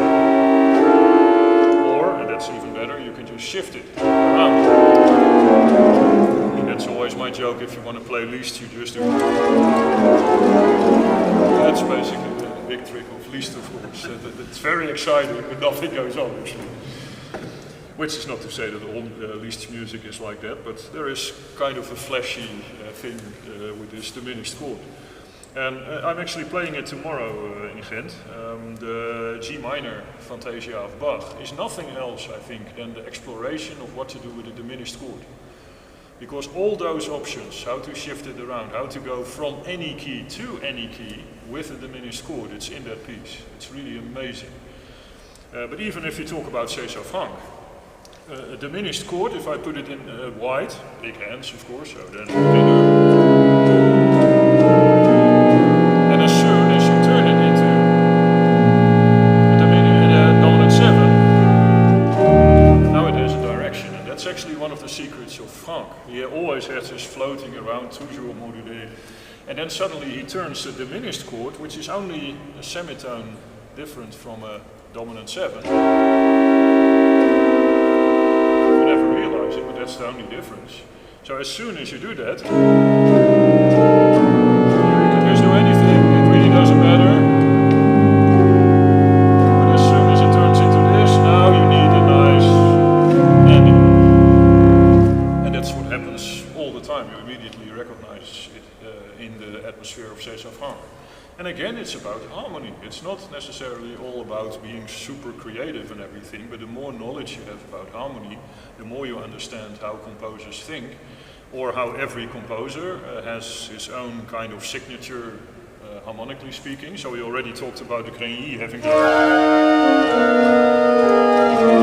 things like that, or French Baroque in general, but also when you talk about, well, that's a Mendelssohn. If I play something like this, you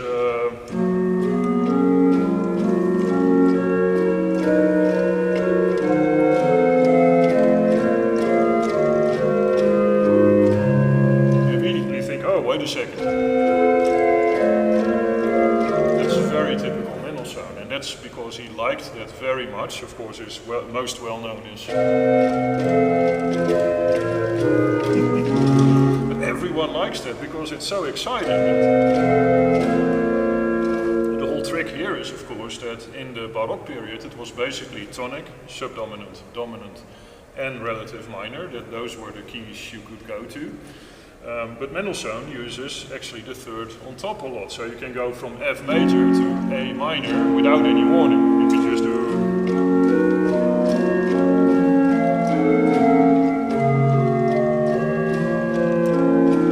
And also back.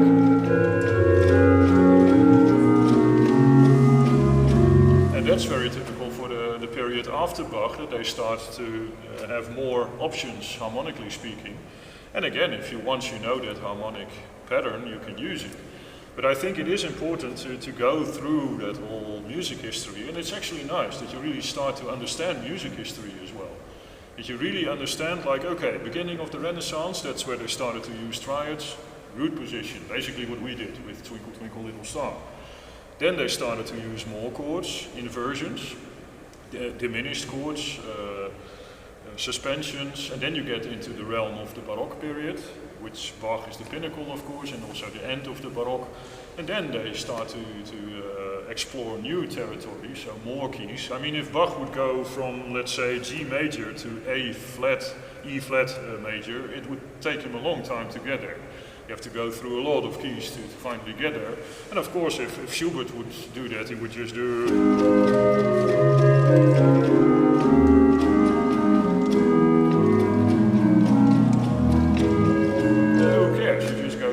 Major, no problem, it was allowed in that period. And it's so fun to really go through music history that way, that you really understand what goes on. And of course then it's not really a surprise anymore how to get into the late romantic stuff, which is just harmony plus, so to say. It's just a little extra all the time. So you get, and that's the whole modal world of course as well. A good example, I think that's one of the best composers when it comes to refined modal sound is Vaughan Williams. He really has these wonderful shifting.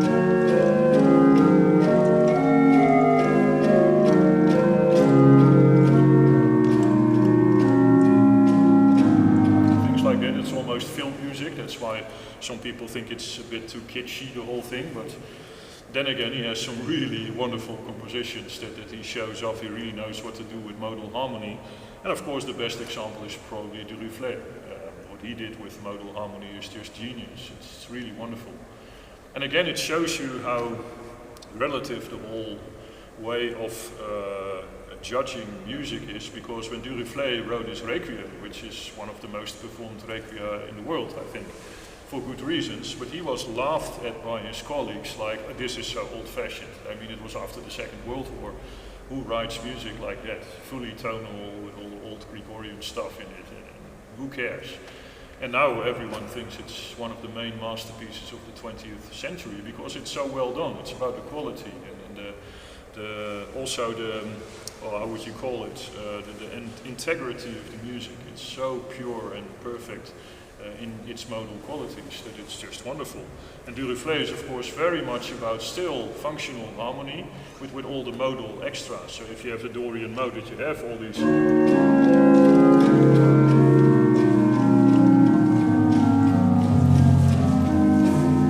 just with all those little extras. And of course you can tell he's a very good composer, because sometimes it's in the small details that you can tell he just does something slightly different from what you expect. We'll take the Siciliano, that you have the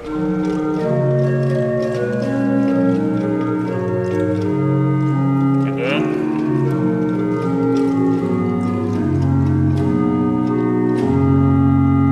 who would ever guess that? It's so wonderful. I mean, it makes complete sense because it's first time and then it's just beautiful. And all these small little things, they really matter actually, to make it from just kind of okay to really beautiful and specific. So yeah, it's really a lot about harmony, the control of harmony to go into more depth into your improvisations, because if you don't have the right vocabulary, yeah, what to do? And then, well, to get quickly a little bit into that topic, if you have modern music, I mean, that's my big critique on the whole Haarlem contest, They actually didn't give a prize last year. And of course, like always, the statement of the jury was there was not enough new stuff, there was not enough creativity, and they didn't hear improvisations that were never heard before, although every improvisation has that characteristic, I think, but well. But again, it was that phonetic statement, it has to be new, different. And of course, there was a period that it was very important. I mean, in the 50s and the 60s, they were looking for new things. By all means, give it a go. But I think we've had it, both in architecture, paintings and music. It's all about the new and all about the idea. And now, it's not a bad idea that things can be beautiful again. Why not? Of course, the tricky part is how to do that. Because if it's, well, let's take John Rutter, then everyone is like, it's very sweet, but nice for Christmas, but maybe it's a bit too much of a good thing going on. And the same with a lot of modern composers like Macmillan, Arvo Pärt. I always make the joke that if you know how to, well, those parallel thirds with Arvo Pärt with one other note on top, you always have things like this. So this.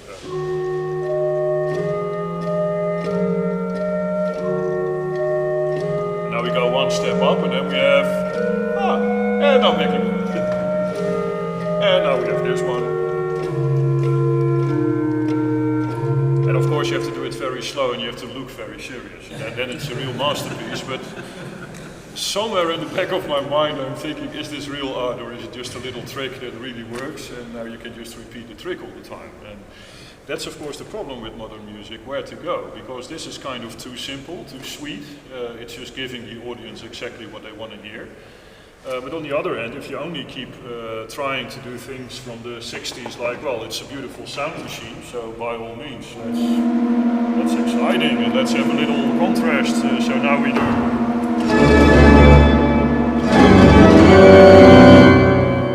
Well, it's an exciting beginning, and I can repeat it a few times, but what is it in essence? That's the whole thing. And of course, when I turn it into a composition, and I really think about it, and I can use themes in a different way, and upside down, and with the same idea, but slightly different, and there is some development going on, and you can actually turn it into a composition that you can explain, and that can grow on you, especially when you play it. That's of course one of the problems. If you play modern music, you get to know it, and then it grows on you. But with improvisation, it's just a one-time event, and well, it's nice if you can communicate at least something with the audience downstairs, and now I'm just communicating noise. So, yeah, that's kind of difficult. So yeah, what's the straight way forward? Well, we don't know, but I think one of the main things of the 21st century is that we have so much knowledge that we can actually rebuild an organ like this, that we have knowledge, a lot of knowledge about old music, and we dive deeper and deeper into it. So why not relive as improvisers as well, different styles? So if you play a Clavier Call, by all means start improvising in the style of Franck. If I play an organ like this, why not try in the style of Bach? That's actually a good approach, I think, because, well, one, it's how I started this afternoon. It's actually what they all did in earlier days. They were improvising all the time. It was the main way of music making. So why not relive that and try to revitalize that whole idea? And secondly, you get much more understanding of both the organ and the literature, actually, because you know what you're doing, actually, instead of just playing the same pieces over and over again. That's actually an interesting aspect as well. I once got criticized by a colleague of mine. He said when you improvise, you play much more straight than when you play literature. Then you elaborate more, you have more ornaments. And he kept me thinking, like, it was actually meant as criticism on my improvising. And I took it actually the other way around. Like, what if we play the same pieces over and over and over again, and we want to be interesting, so let's exaggerate it, and more rubato, and more, let's not go Tom Koopman direction, but you know what I mean, to just make it more you and more interesting. Maybe that's way over the top in the meantime, because if you improvise, you just have something to tell, and you tell it, and that's it. That's the story. I don't have to elaborate and to make it loud and special and embellish it in any way, because I just tell the main story. And that's probably one of the problems as well, repeating the literature over and over again. If we don't have anything interesting to say anymore, by all means, let's make it special by louder, faster, slower, more ornaments. It's actually a big question if that is necessary. And of course it gets even worse when you have a bad organ and you have all the pistons. Then you see people, well, let's have a very good example, Cameron Carpenter. Then you turn music into a big show just to be interesting for the big audience. And actually he does a very good job at that, so kudos for him that he gets a new audience to the organ. But on the other end, the whole integrity of the music is gone, of course, totally. I mean, you don't recognize Bach even anymore. But still, it's an approach as well. Also part of the 21st century, I think, that you have those options, actually. So it's really interesting, but as you can tell, there are a lot of interesting angles why improvising is so important, because it's about knowledge, that you can actually tell a good story about music and not just repeat the same stuff over and over again. I mean, you can only tell the same Shakespeare story so many times, and then you have to change things to make it interesting, otherwise everyone falls asleep. And that's basically what happens now. Especially if you know something about music and you go to a concert, let's say that the concert tomorrow with a lot of Bach pieces, everyone is like, I would play it in a different registration. I would play it louder or slower. Or that's the way you start listening, because we all know the pieces, which is kind of a dead end, of course, by now. So that's also, I think, and that's of course part of human life.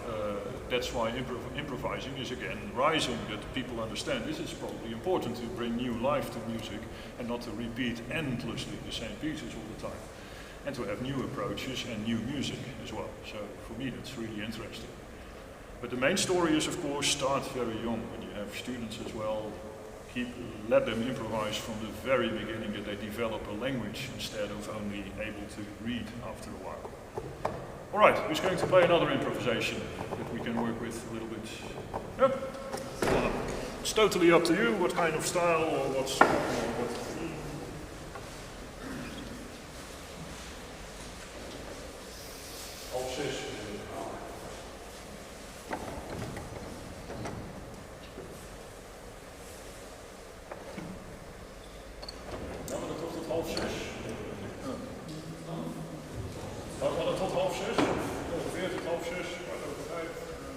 Ja, zoiets, ja, half zes. Dat was het, dan is het een stip. Oké, leuk.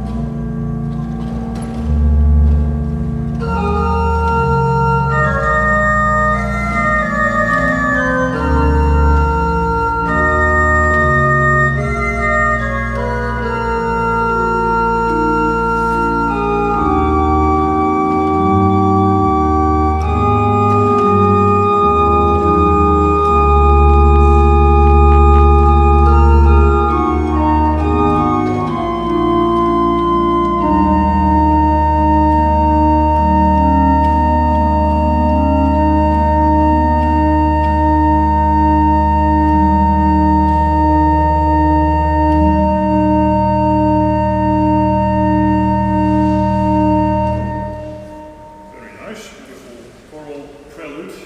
What was the hint tune? I don't actually know. Okay. Don't defend the Yeah, I was thinking I was trying to follow. No, I was confused. Okay. This is of course a really beautiful way of making choral preludes, that you have those interludes and then a very nicely embellished melody. The trick is of course what to do with the interludes. If you just do something, then one time it will be longer than the other one, and sometimes it has parts of the melody and then it doesn't. Sometimes it has 3 voices and then 2 voices and then 4. And it actually needs a good system. A very good system is what I always call the 4x4, which has nothing to do with cars in this case, of course. But if you have a system that has 4 bars or 4 times 2 bars, it doesn't really matter. It's depending on the theme you have. But it has 4 episodes and they each have a very distinctive structure. So for example, well, let's use a very simple rhythm to make things clear, so we can also turn it into your type of choral prelude, but now for the sake of making it clear, if I do something like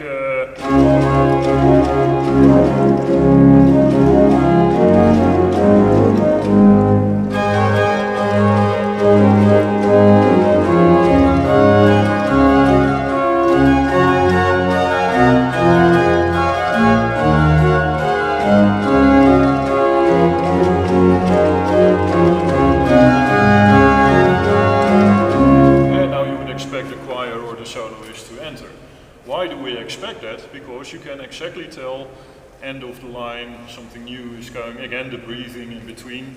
But who can actually explain what I did just now, harmonically speaking? Was there a certain pattern? Any ideas? Falls and the tonic and the dominant it was sequence and then I forgot. Just an ending. So the basic idea is there were 4 lines. They all had exactly the same length, which is really important, and it sounds like literature. So if you have something like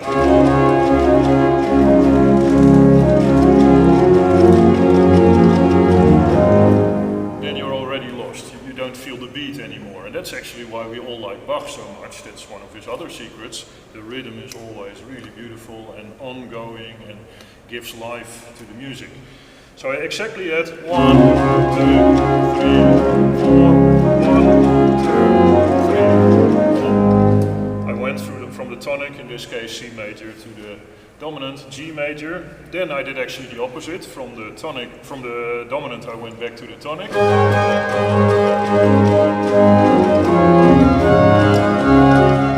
Again, 2 bars. Then I had a little sequence, and sequences are also very important in music. You can actually explain them psychologically, which is kind of interesting, because if you go to what makes you happy as a human being, that is when you can predict what's coming. So we are sitting here, we all know what to expect, and then you're totally fine. If I suddenly would start shouting and running around here, you would not feel that happy, like what the heck is happening here? So as soon as you get something what you expect, you really like that idea. Your brain really gives you the message like, yes, good, I'm happy, I'm in the right place. And that's exactly what sequences do, because they establish a pattern. And now you know that. And that just makes you happy. That's actually why all the music for the millions, Vivaldi, Handel, that's what people like, because they give this kind of French fries with hamburgers all the time. It is really the fast food of music. And of course, when applied good in the right way, like Bach does, then it's really wonderful. And of course, when you do it too many times, and Handel is the perfect example, if you listen to a Concerto Grosso by Handel, it's just so boring after a while, because it sequences all the way. And of course, he knew what the audiences liked, so he would do it in a very virtuose manner, like...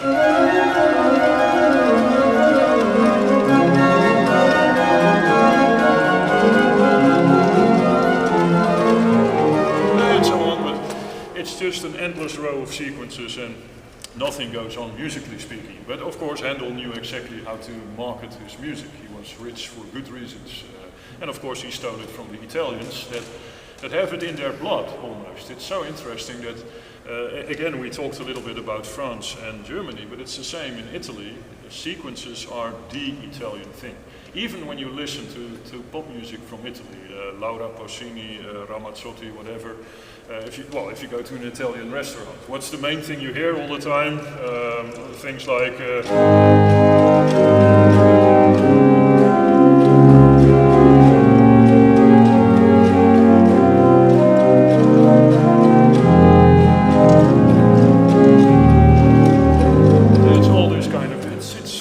wonderful, and everyone appreciates it because it's sequences all the time. And this is actually nothing else than a second movement of a Vivaldi concerto. I mean, that's basically...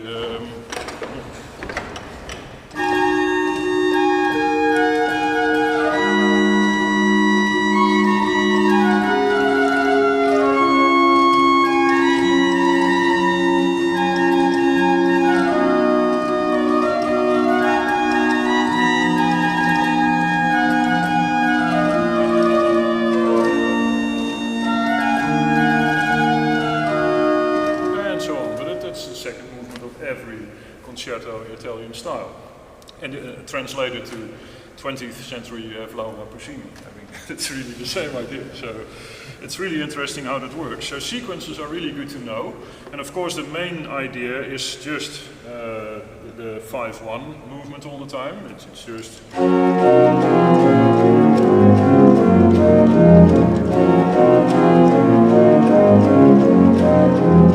you actually hear the main idea of music, dominant back to the tonic, you hear it all the time, repeated in a different pitch. And of course, if you don't do anything about sharps or flats, you stay in the same key, which is very handy if you just have to fill in a gap between two themes. You just have sequences all the time. Even Bach does it all the time in his fugues. But then, of course, the more sophisticated way of using it, and that's basically what Bach does all the time, you not only use them to fill in a gap, but also to go to a different key. And those are also very useful exercises to try. How do you get from C major to F major, for example? Well, what's the difference? I need a B flat. So if I start a sequence, and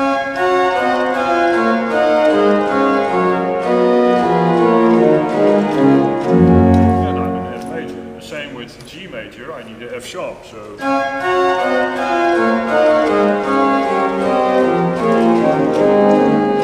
and so on. You can even do for fun. Sharps and flats if you want to. It always sounds great because it's still a sequence. The only problem is you end up in, let's say, a C flat major or something after 4 bars. But it is actually fun to experiment.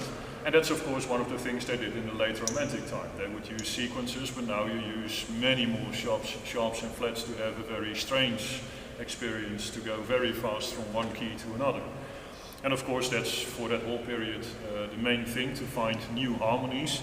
So one other thing would be to use harmony in a non-existing way, so that you combine chords that you normally don't combine. I mean, if you go to, let's say, Langlais, he has this wonderful tonal quality still, but with very strange chords. And one of his main tricks is you have a, well, let's take a C. That's of course the major third of A flat. It's the minor third of A minor. And normally you don't play that after each other. You stay with the same note, but you change the harmonic function of the note completely. And that's typical what Langlais would do all the time.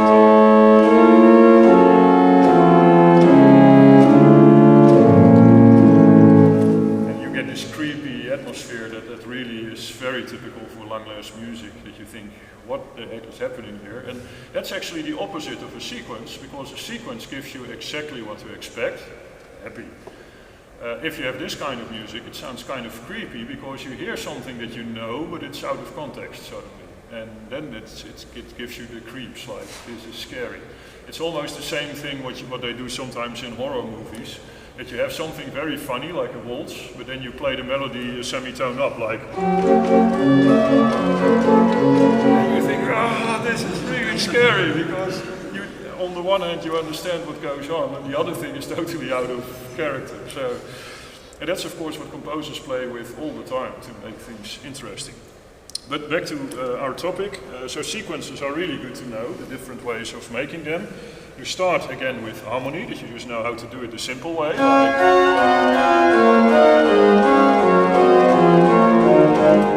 And then you can make all the variations that you can also make when you can harmonize a little song, like little ornaments in the form of a motive. You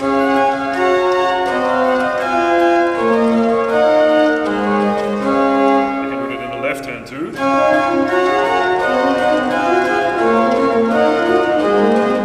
It's just a motive on the bass note. I can alternate it.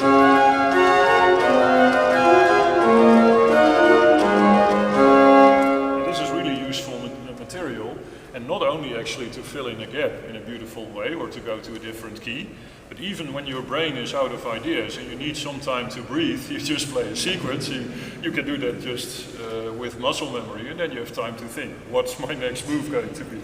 So it's very useful. That's why I really love to do concerto style improvisations, because there's a lot of sequences going on, and then you can decide on the spot, well, okay, let's go on with this, and then sequences again, and it's just wonderful to do. And of course the secret of a concerto is basically to have a theme, to have lots of sequences, the theme in different key, sequences again, but of course the more virtuosic the better. So then you do instead of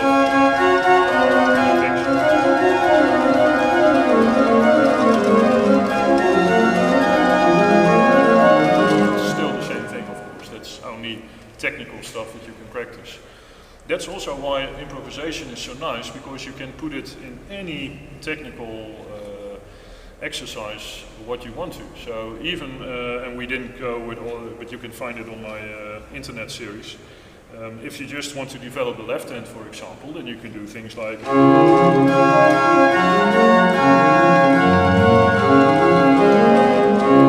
first you start with a motive in the left hand, then you do broken triads.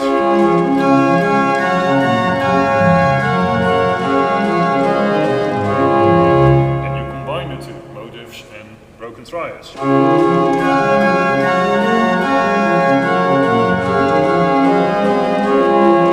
And then you can actually let go, because then you have enough material to make sure that you know what to do with the left hand, and you have something like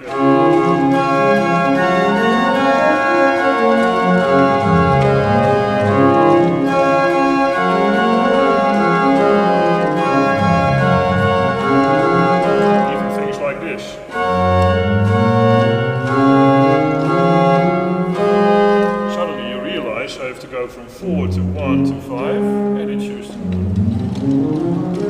have them exactly on the right beat. Well, perfect. So even those things, they come into existence by training these things, that you understand them.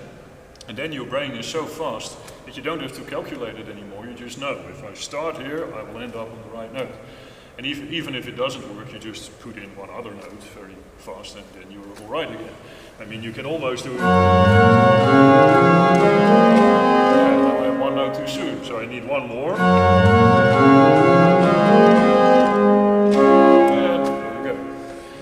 And of course the same if you want to imitate Scheidemann with his beautiful ornamented melodies, that's basically what he does. If you look on the paper, you can tell that on the main beats he has the melody notes, and then in between he just makes all the ornaments and makes sure that the ornament ends exactly on the right beat, on the right note, and then you can understand the music perfectly. And then you can make some exceptions, like, okay, let's have the right note with one octave up so that I have a nice scale going up to that note and things like that. But it's no rocket science. It's really all very much calculated and computed. And those are the things you can train with your brain very well, actually. Okay, so sequences, and then I had one last, the fourth part of my little interlude was just an ending. And an ending, I always use very simple examples like, well, what Vivaldi or Handel always would do at the end is like, which is nice because it's exactly 2 bars and you know what direction you want to go. So then you can end up with something like,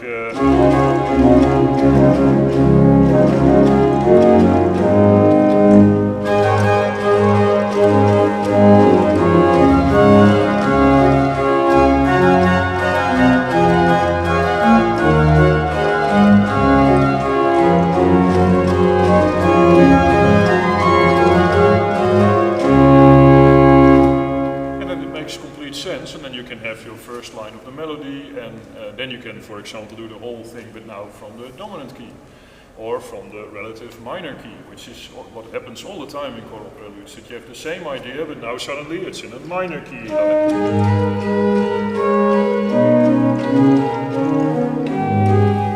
happens all the time, so it makes complete sense. And then actually you can follow the lines of the melody you are playing, and the last note of the melody can tell you to what key can I go here for my little interlude. And once you have a system like this, for example, the first line is tonic to dominant, second line dominant to tonic, sequences ending, you can apply any rhythm, also the kind of prelude you did. So you had D minor, so if you do something like so you can just do anything like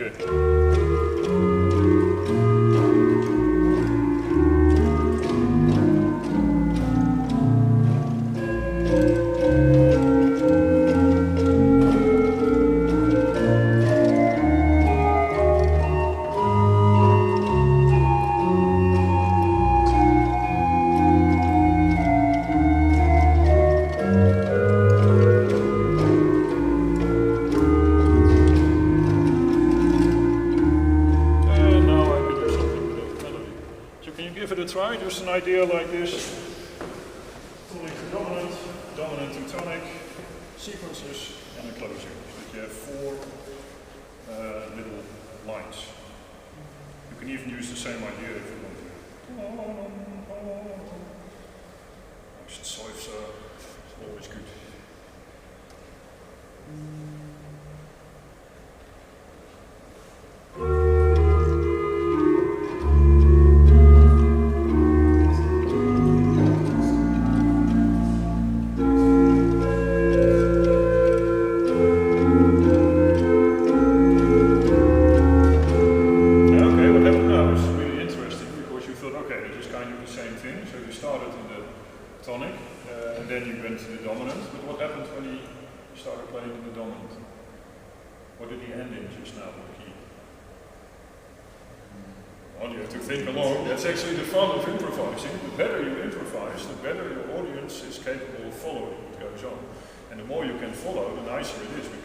Once you understand the whole story, then it's really beautiful.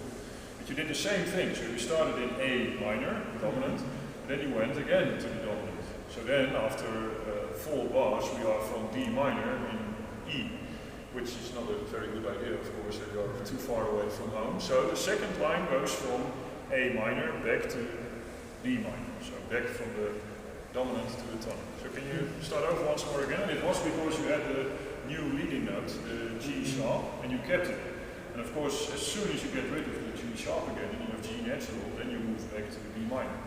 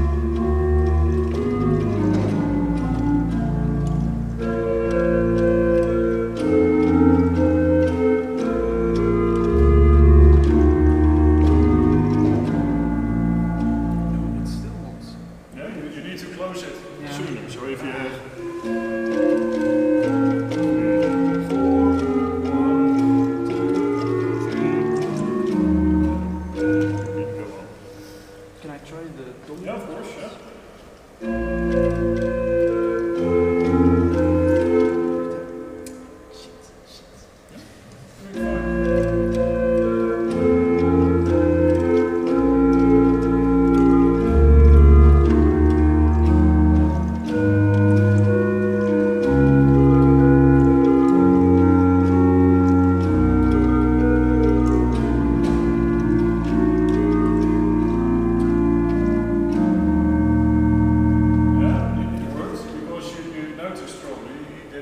sequence is twice as slow, so then you need twice as much time.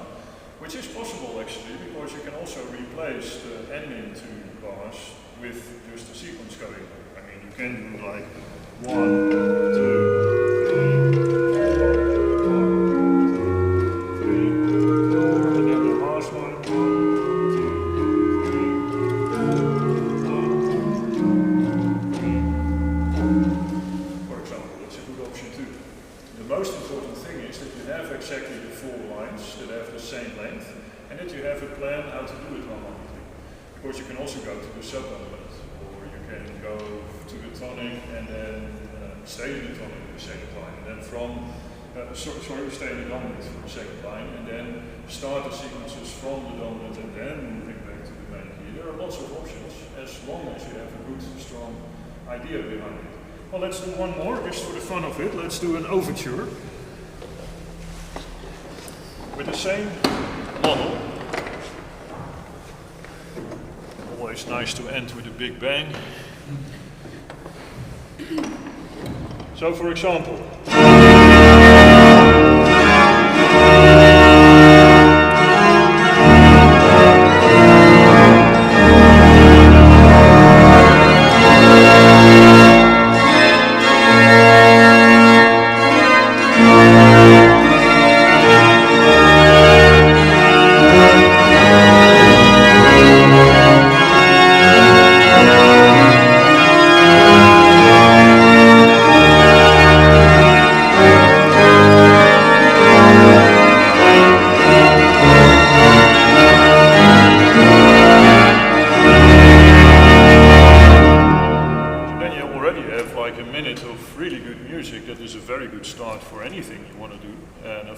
overture is really perfect for the beginning of a concert or something, that you have something big.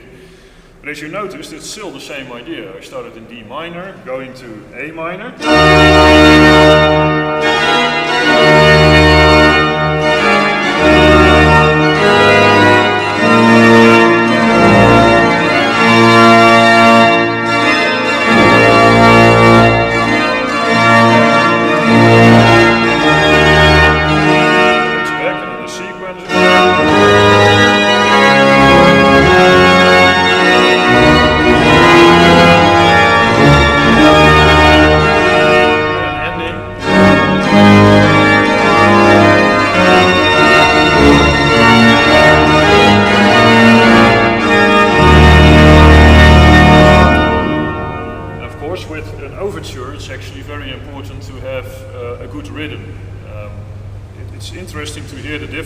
For example, in the E flat major of Bach, how people play it.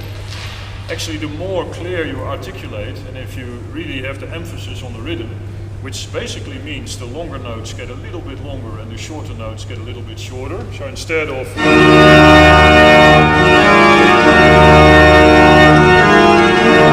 sounds weak for two reasons. You don't have the sharp rhythm of ta-ta, ta-ta.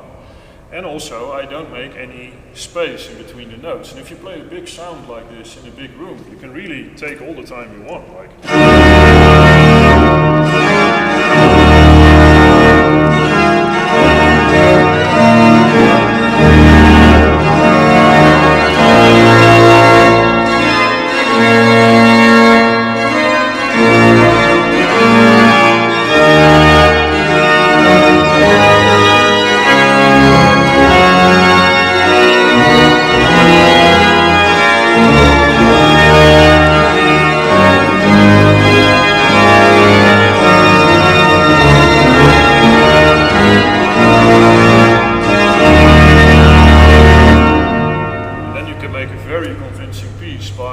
Basically the same as speaking again. If you articulate really well, then everyone can understand it. And if it's kind of, you don't speak very clear, then no one understands it. And it's the same in music, of course. So instead of ta-dam, which is correct, you can also play ta-dam, ta-dam. And then suddenly the organ speaks and the room is making fun with it. Yeah, that's actually great. By the way, I don't know if that's a historic copy, but if you have big shoes like me, then this thing here is not very practical. But of course, in earlier times, they all had tiny little feet. So. If you want to know, the matches actually has been found back somewhere. Okay. I don't know that more specific. Okay. And it's nice when you play only manuals, then you can put your feet here. But then again, if you have a pedal solo, I have a problem. I really need to have the bench way back. Of course, that's also one of the things. I don't know if there's much emphasis here when you study, but I never found somewhere a conservatory that actually explains the simple things to students, like if you have a historic organ, it really depends on where the manuals and the pedals are, the technique that you use. So if you have a romantic organ, very often the keyboards are all out and often the pedals are very far in. So you can almost stretch your legs and you have all the pistons and a nice swell box here, and you still play very comfortable here. But here you can see the manuals actually are both inside of the organ, so pretty far. The pedals are actually underneath here, so you can't really stretch your legs, you have to play here. So it's a complete different technique. And often people just don't realize it, and even the size of the keys. If you have an old keyboard, it's short keys. So this is the way of playing, and if you need, in this case, a wide key, you extend your finger. And you can't play like just stretch your fingers. It doesn't work. I mean, you can't get in between the keys very well, and it doesn't support any legato playing that way. So it makes complete sense that every period has its own set of keyboards. And it's many old organs, like the Sneedker organs, they have a different way, because the Middle Germany way is having doors to close the keyboards, which is a smart solution if you don't want to have everyone touching your organ all the time. But of course that means both manuals have to be inside. Most historic organs have the one manual outside and one inside. And if it has three manuals, then actually in the middle of the middle manual, it's outside of the organ case. And then the pedal actually starts directly underneath that. So here the pedal is a little bit inside so that it corresponds with the back of the first manual. So it's really interesting to look into that type of thing as well, so that you understand actually what technique is necessary for this organ. And again, that's one of the great things of the 21st century. We have all the knowledge, we start copying all these organs, so you learn a lot from it actually. So that's really good stuff. And in that way, Hauptwerk is a very nice invention, because at least you can have the sound at home, that you understand the difference between 16th century sound, 18th century sound, Middle Germany, North Germany, that you really get an experience of that. But of course the touch, how the organ looks, the feel of the room, that's what you can only experience in real life. So the real instrument is definitely still the most important thing to learn on. Okay, for closures, anyone wants to try the little overture thing, or you can try it if you want to, or someone else. Yeah?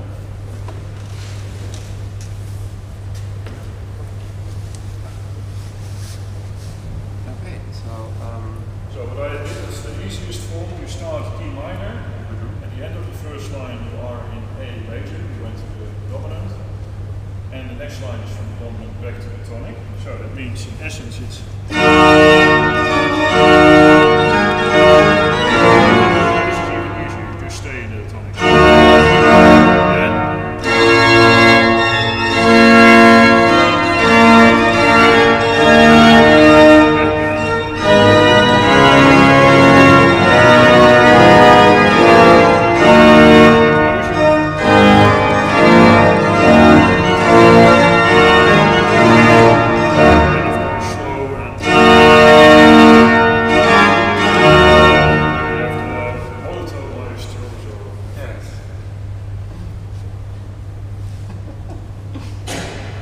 It sounded so logical just over there. That's the thing. We all have the tendency, because we know what we like, and then you want to do way too difficult things very often. But you have to really control the simple things first, and on that, as a foundation, you can really make it more and more complex. And actually, the trick is, the more simple it sounds, the more difficult it often is. That you have the feeling like, yeah, it makes complete sense to things, but then try to do it, and you realize there's actually a lot of logic and work behind it whole idea to make it sound that simple. It's actually more easy to make something that sounds ridiculously difficult and complex, and it actually isn't. That's way easier. Well, I can, to give you just as a little joke in between, I once wanted to make kind of impressive toccata in a more modern style. And one of the tricks is you use your right hand only, in this case, on the black keys, left hand on the white keys, and you just alternate it very quickly, so you get sounds like this. It's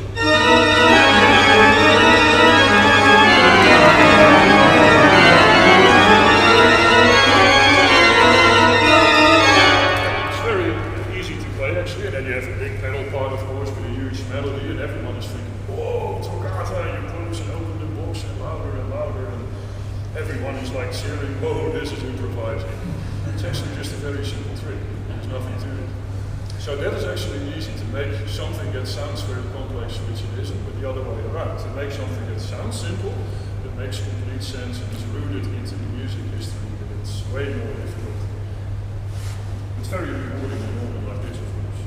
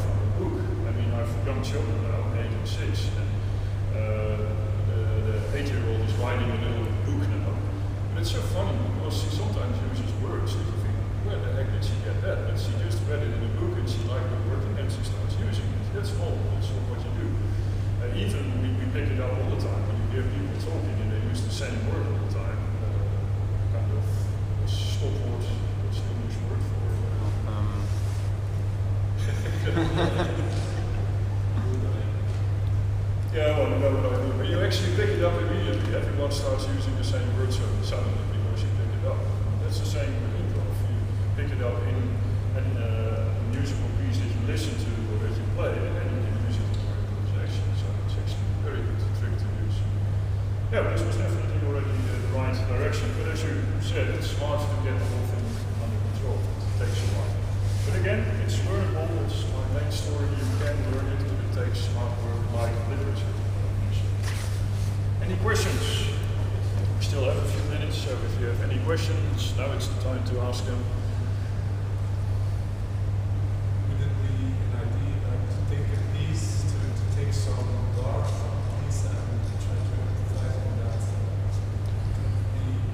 but you need a direction. So you can, for example, have a piece that modulates really nice from one key to another. And if you really want to know how it's done, you analyze the piece, like this is what is happening, and then you try to improvise something like that in a different key. Well, to give you one nice example, I use it all the time because it also shows you the difference between an okay normal composer and a genius composer. And now I'm talking about Mozart. Okay, yeah, I saw it. Nothing broken. Everyone knows the Ave Verum. It's just a beautiful melody, and any composer could probably have thought of this. Could be Haydn or someone else. And then, surprise, it goes from the tonic to the dominant. No surprises here. Then we go on in the dominant, so A major.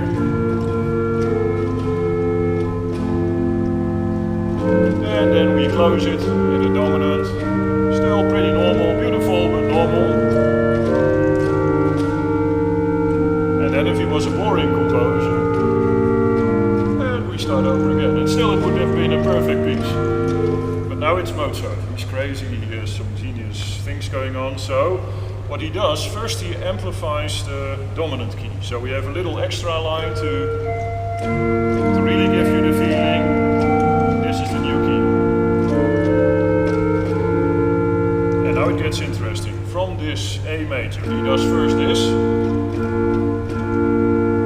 So what kind of chord is this? Diminished, verminderd. And like we already discovered with César Franck, you only have to change one semitone. And now it is a normal dominant 7. And in which direction is this chord going now? Yeah, it has to go to F major. Which is totally crazy that we went in just a few bars from D major to F major, which is in those days not really normal. But now, of course, he needs to go back. But that's simpler than you think, because now we are in F major, but what's the relative minor key of F major? D major, and we need to go to D minor, so we need to go to D major, so there is a good connection here. So this is in a nutshell what he does. So diminished, dominant 7, going to F major, and then back to D minor.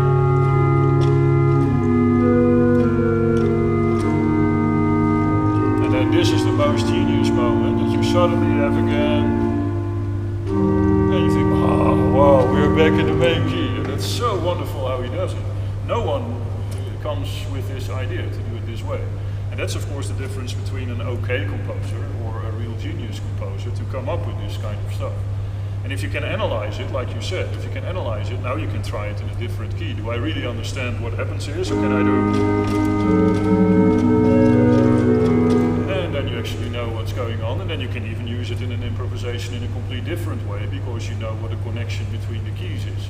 And especially this diminished chord, and then going to dominant 7. It's a really neat trick to know. It's only a semitone difference. And the same, let's close with that, because I told you the Neapolitan chord is one of the favorites of Bach. And the Neapolitan is really interesting. If you are in G minor,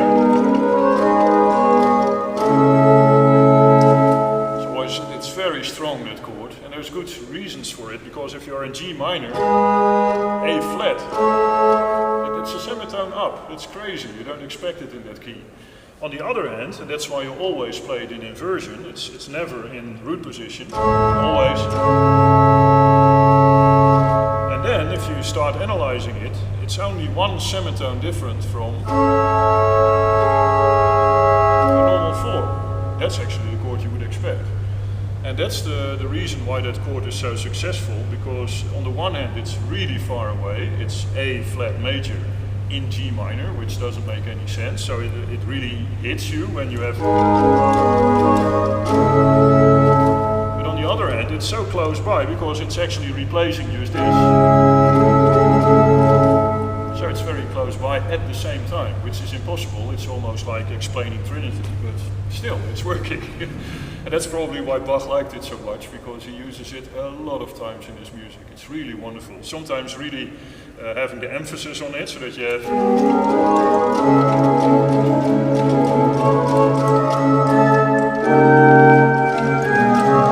And then you go back to the main key, and it's a wonderful effect, actually. And again, one of the things, when you know how it's done, if you know the harmony, then you can use it. But it doesn't come for free. It's not like I have this little button here and now my creativity is on and everything just works. It's just about knowledge, a lot of it actually. All right, well, thank you very much for being here and listening to my lot of talking actually. Thank you.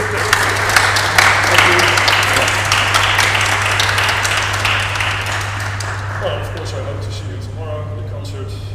I actually did a little trick. We already talked about it in Göteborg because it's always called a Bach concert. And of course, I love to play Bach, but my speciality is improvising. So I thought, well, let's do a little trick. So there is, for example, this little Fantasia that we only have a few bars from of Bach that he never finished. No one knows it. So, well, let's start with that and improvise the rest. And the same with one of the Oberbuchlein hymns, O Treulichkeit, O Herzeleid. We only have the first 1.5 bar of Bach, so let's finish that. And of course I play a few real Bach works, but also a few improvisations based on material of Bach. So that's actually fun to do. And again, it's more authentic than just playing Bach, because Bach never did that. He improvised, so it's kind of fun. All right, so thank you. Thank you very much. You're welcome. Can I ask you one favor? A picture of the Brussels jazz? Yeah, of course. I have to make a photo report. Yeah, that's fine, of course, yeah. We need a bit more light, probably. Maybe, but I don't know whether... Ferdinand? No? Isn't it? Okay, maybe if we all use our flashlights.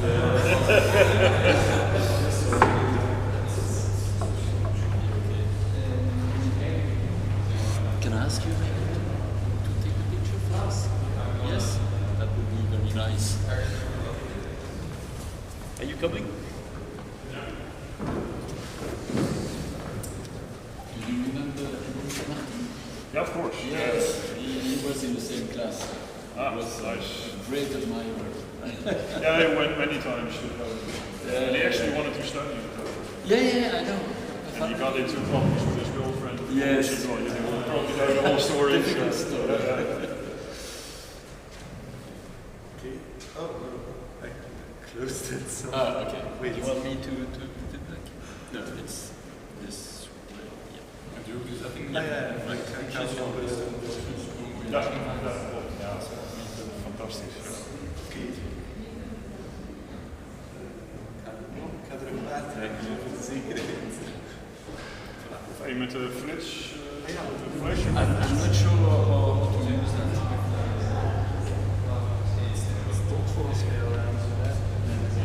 I'm not sure it's... Does anyone know how to use the flash? That's off. That's on. Maybe try again. Yes? Okay. Right, so last try. With red eyes now. Can I just ask...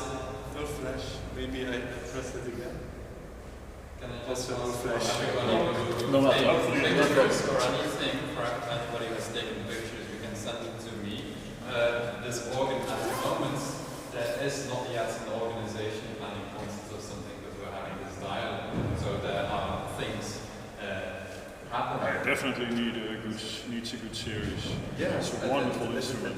It's a Zut's one, but we are performing a group together. So any kind of visual things that we can use, you can definitely send, and maybe there's like a Facebook page we're gonna make or anything. So you might or might not if you just want to appear on that. So please, I hope you'll enjoy it, and you can always tell me what I can do different to make this more even better. But I have a feeling that you'll enjoy it very much. Thank you very much. Absolutely.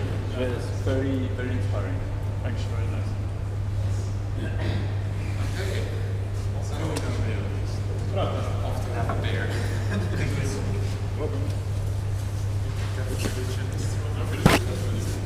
Ja, dank je. Alle foto's die je hebt gemaakt. Ja, ik heb het gezien. Ik heb het eruit ook. Ja, een instrument. Ja,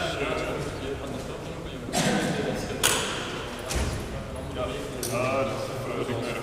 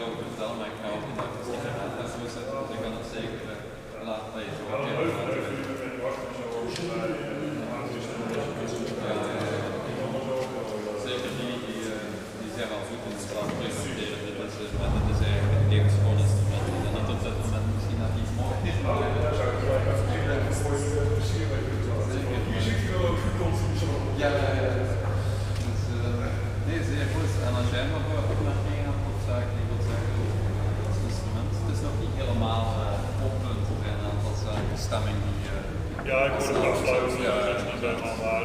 Je hoort gewoon de klank is helemaal goed. Het past allemaal prachtig in elkaar. Hij is vraag. En terug rond en dan blijft het ook door. Ja. Oh, thank you. Thank you. Yeah, that's, Is this used by the conservatory?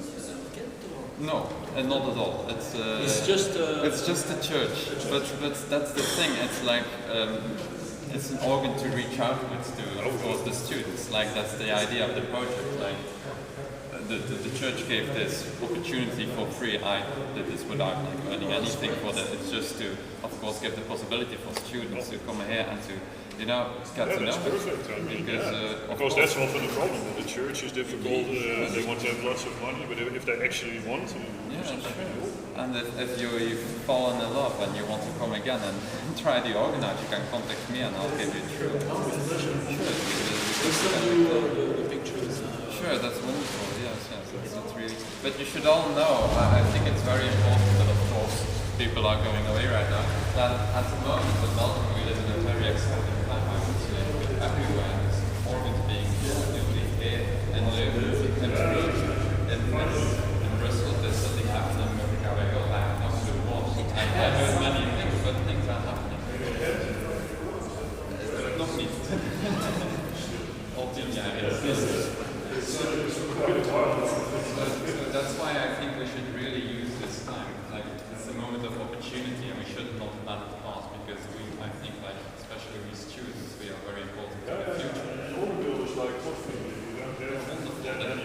They have great ideas, and we should get in contact with them. So it's very, very. Anyway, thanks Right. a lot. See you. See you.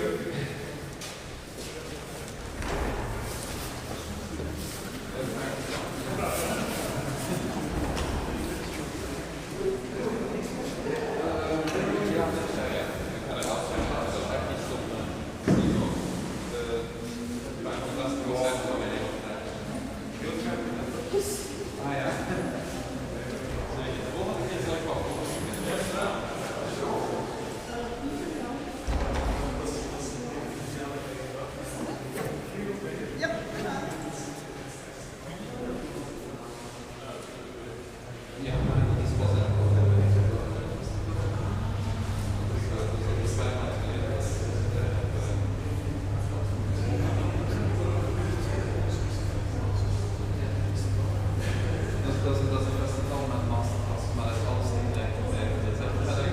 Zij van de hoofdstad dat is Göteborg, and I don't know whether you heard of it. They have the biggest meter walking in the world standing there. Yes, this is like this big sheet. Yes, I would say that. I'm sorry. It's a big festival. You should all go there. I think it's. No, but I think it's the kind of place that we should really look up to because it's a place where 40 years ago they had nothing. They had nothing. And now they're like a thing to look up to. And I think if we want to, perfectly work towards that. We just need, like we have organs.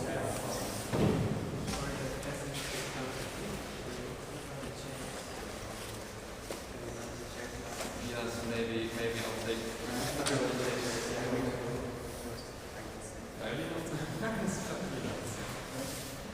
Ferdinand?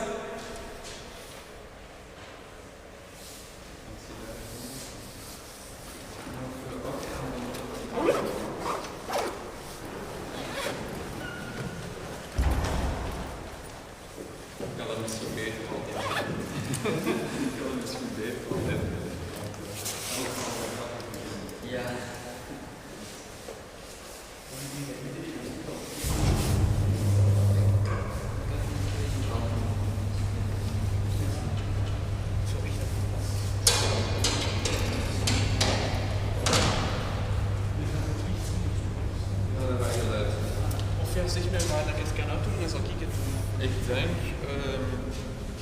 dat je daar dus in moet, ja, langs de linkerkant. Eind. Fantastisch. Ik heb geen idee hoe dat die opname absoluut bezig is. Maar Ferdinand komt hopelijk snel terug. Jij moet met een sleutel op. Mag je de sleutel? Ja, de sleutel. Maar ik heb geen idee hoe de opname afsluit. Daarvoor komt die man nog terug. Maar dit soort, ik vind het heel belangrijk dat dit soort zaken meer plaatsvinden, want er is ook een manier om toch samen te komen. I think it's very important for people to come together on this kind of occasions. That's why I'm a little, like, I wish that on the